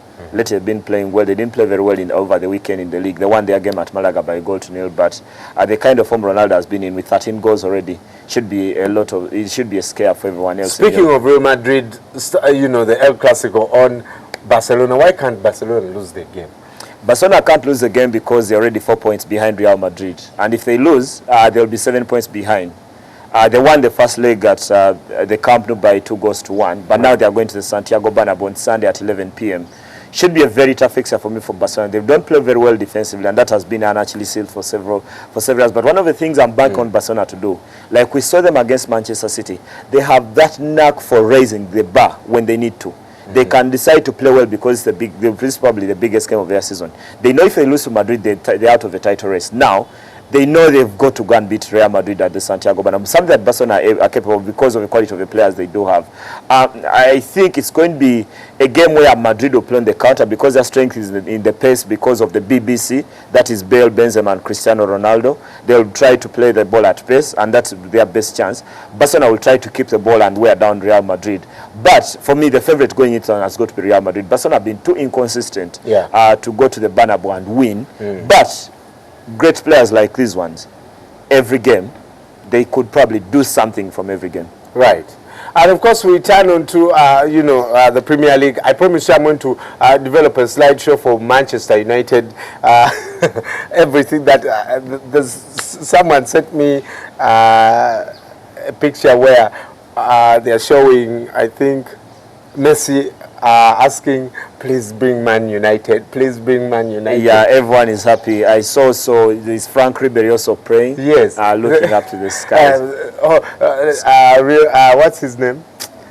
Ronaldo saying, I want to break the record for scoring 5 goals in one game. Please bring Man United. But I must give it to Manchester for qualifying. Yeah, that is as big as a result that anyone could collect in Europe. Right. Manchester United to be beautiful. The Premier League, Arsenal going to Chelsea. Who is likely to lose more? Arsenal are likely to lose more because they are 4 points behind. If they lose this one, they'll be 7 points behind the leaders. And probably the entire Premier League, everyone who doesn't identify with Chelsea's ambition, everyone will be cheering for Arsenal. Liverpool will, Man City will, Arsenal will be cheering for themselves. it's a fixture that does not have very huge margins in terms of scoring. Though Chelsea have the edge in this one too, the margins are not that big. Probably the only thing that Arsenal should be banking on is that Chelsea have had to play week this game. They had to play game in this week. You remember, they had to play against Galatasaray, yes. So it should be a bit exhausted. But then remember, you have two players who didn't appear in the week. That is Willian and Ramirez, who were sent off in the defeat to Aston Villa last weekend. So Mourinho should be able to tweak his team and get the right squad there for this fixture against Arsenal. The biggest fear I have for the Arsenal is that when they don't start well, if Chelsea go and get that first goal, they'll get physical, they'll get dirty. I remember the first leg between Arsenal and Chelsea. The biggest tactic that Chelsea had in that game was, let's go and kick Arsenal, get into their heads, and we'll win the game. Right. And Chelsea did that well. Right. Now, for me, Arsenal cannot fall behind.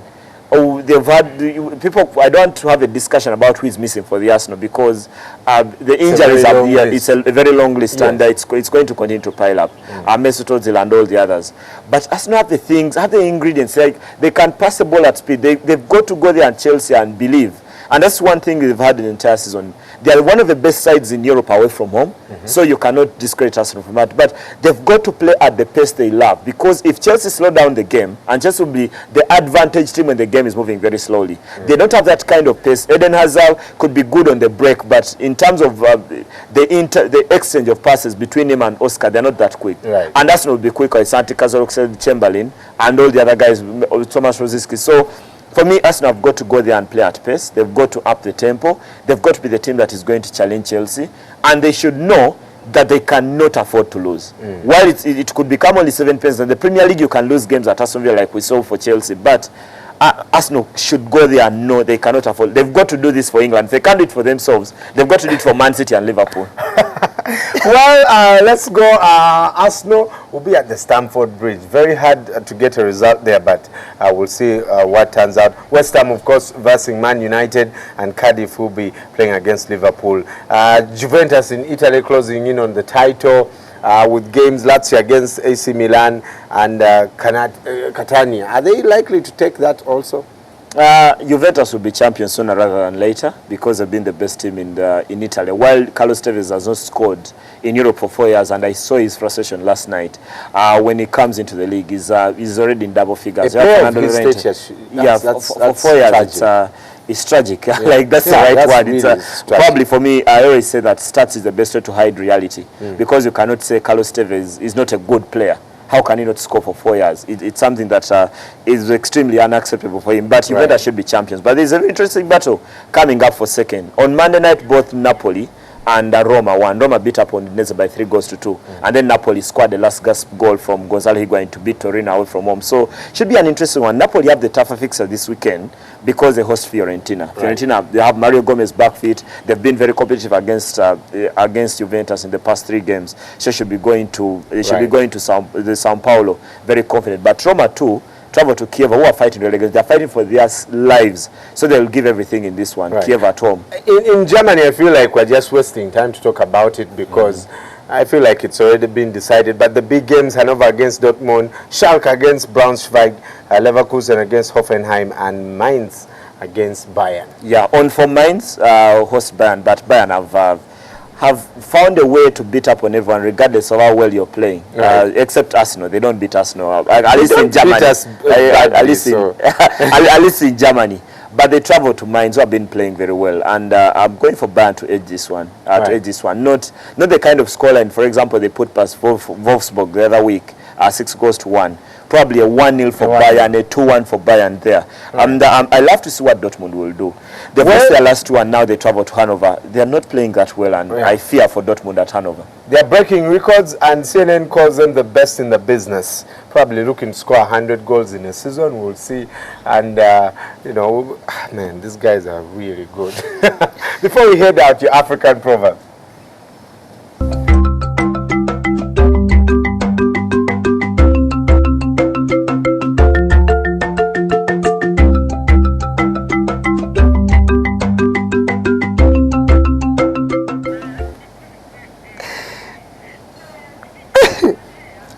Now, today's African proverb comes from Buganda.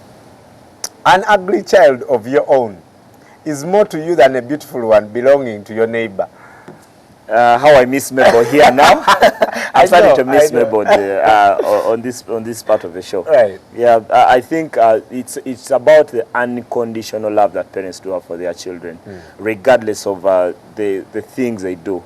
Probably when we're growing up, there are things we do that make our parents so angry. And last night I was having a discussion with someone. When your mom tells you go back, I remember several years ago when I decided I went to watch an El Clasico between Barcelona and Real Madrid.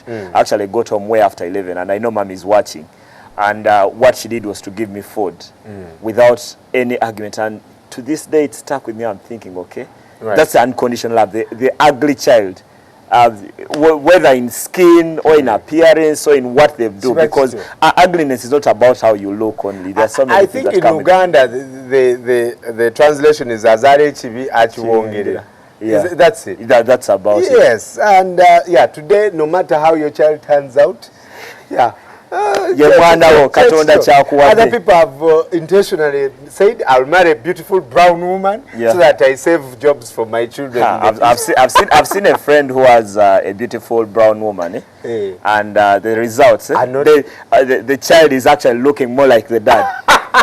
And not the wife. Well, we love you and we thank you so much for staying with us. It's going to be a power-packed weekend. NTV live in Masaka. We are there. Kona Miles tonight. It's going to be live. Exposed on Saturday, live from Masaka. You'll get enough Yabadeyo Joe, very beautiful. Insane in the debates, but also the town hall debate on Sunday night. And we'll be coming to a town near you, but your district edition, Tukutuseko Masaka, weekend in Yamwe. Until next week, catch Omumuli with Isma and Lumanse late at 1:30 p.m. Tubagala nyo. Have a good day. Hasta la vista, baby.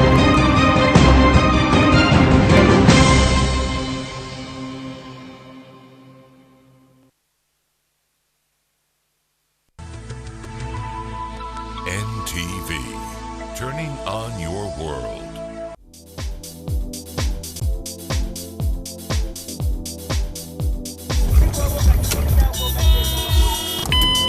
At Orange, we know that running out of airtime can happen to anyone. That's why we bring you Wetase, so you can get emergency airtime and make that important call when you have to, and pay back with a small service fee the next time you recharge. Simply dial *161# to get going again. Convenience changes with Orange. Today changes with Orange.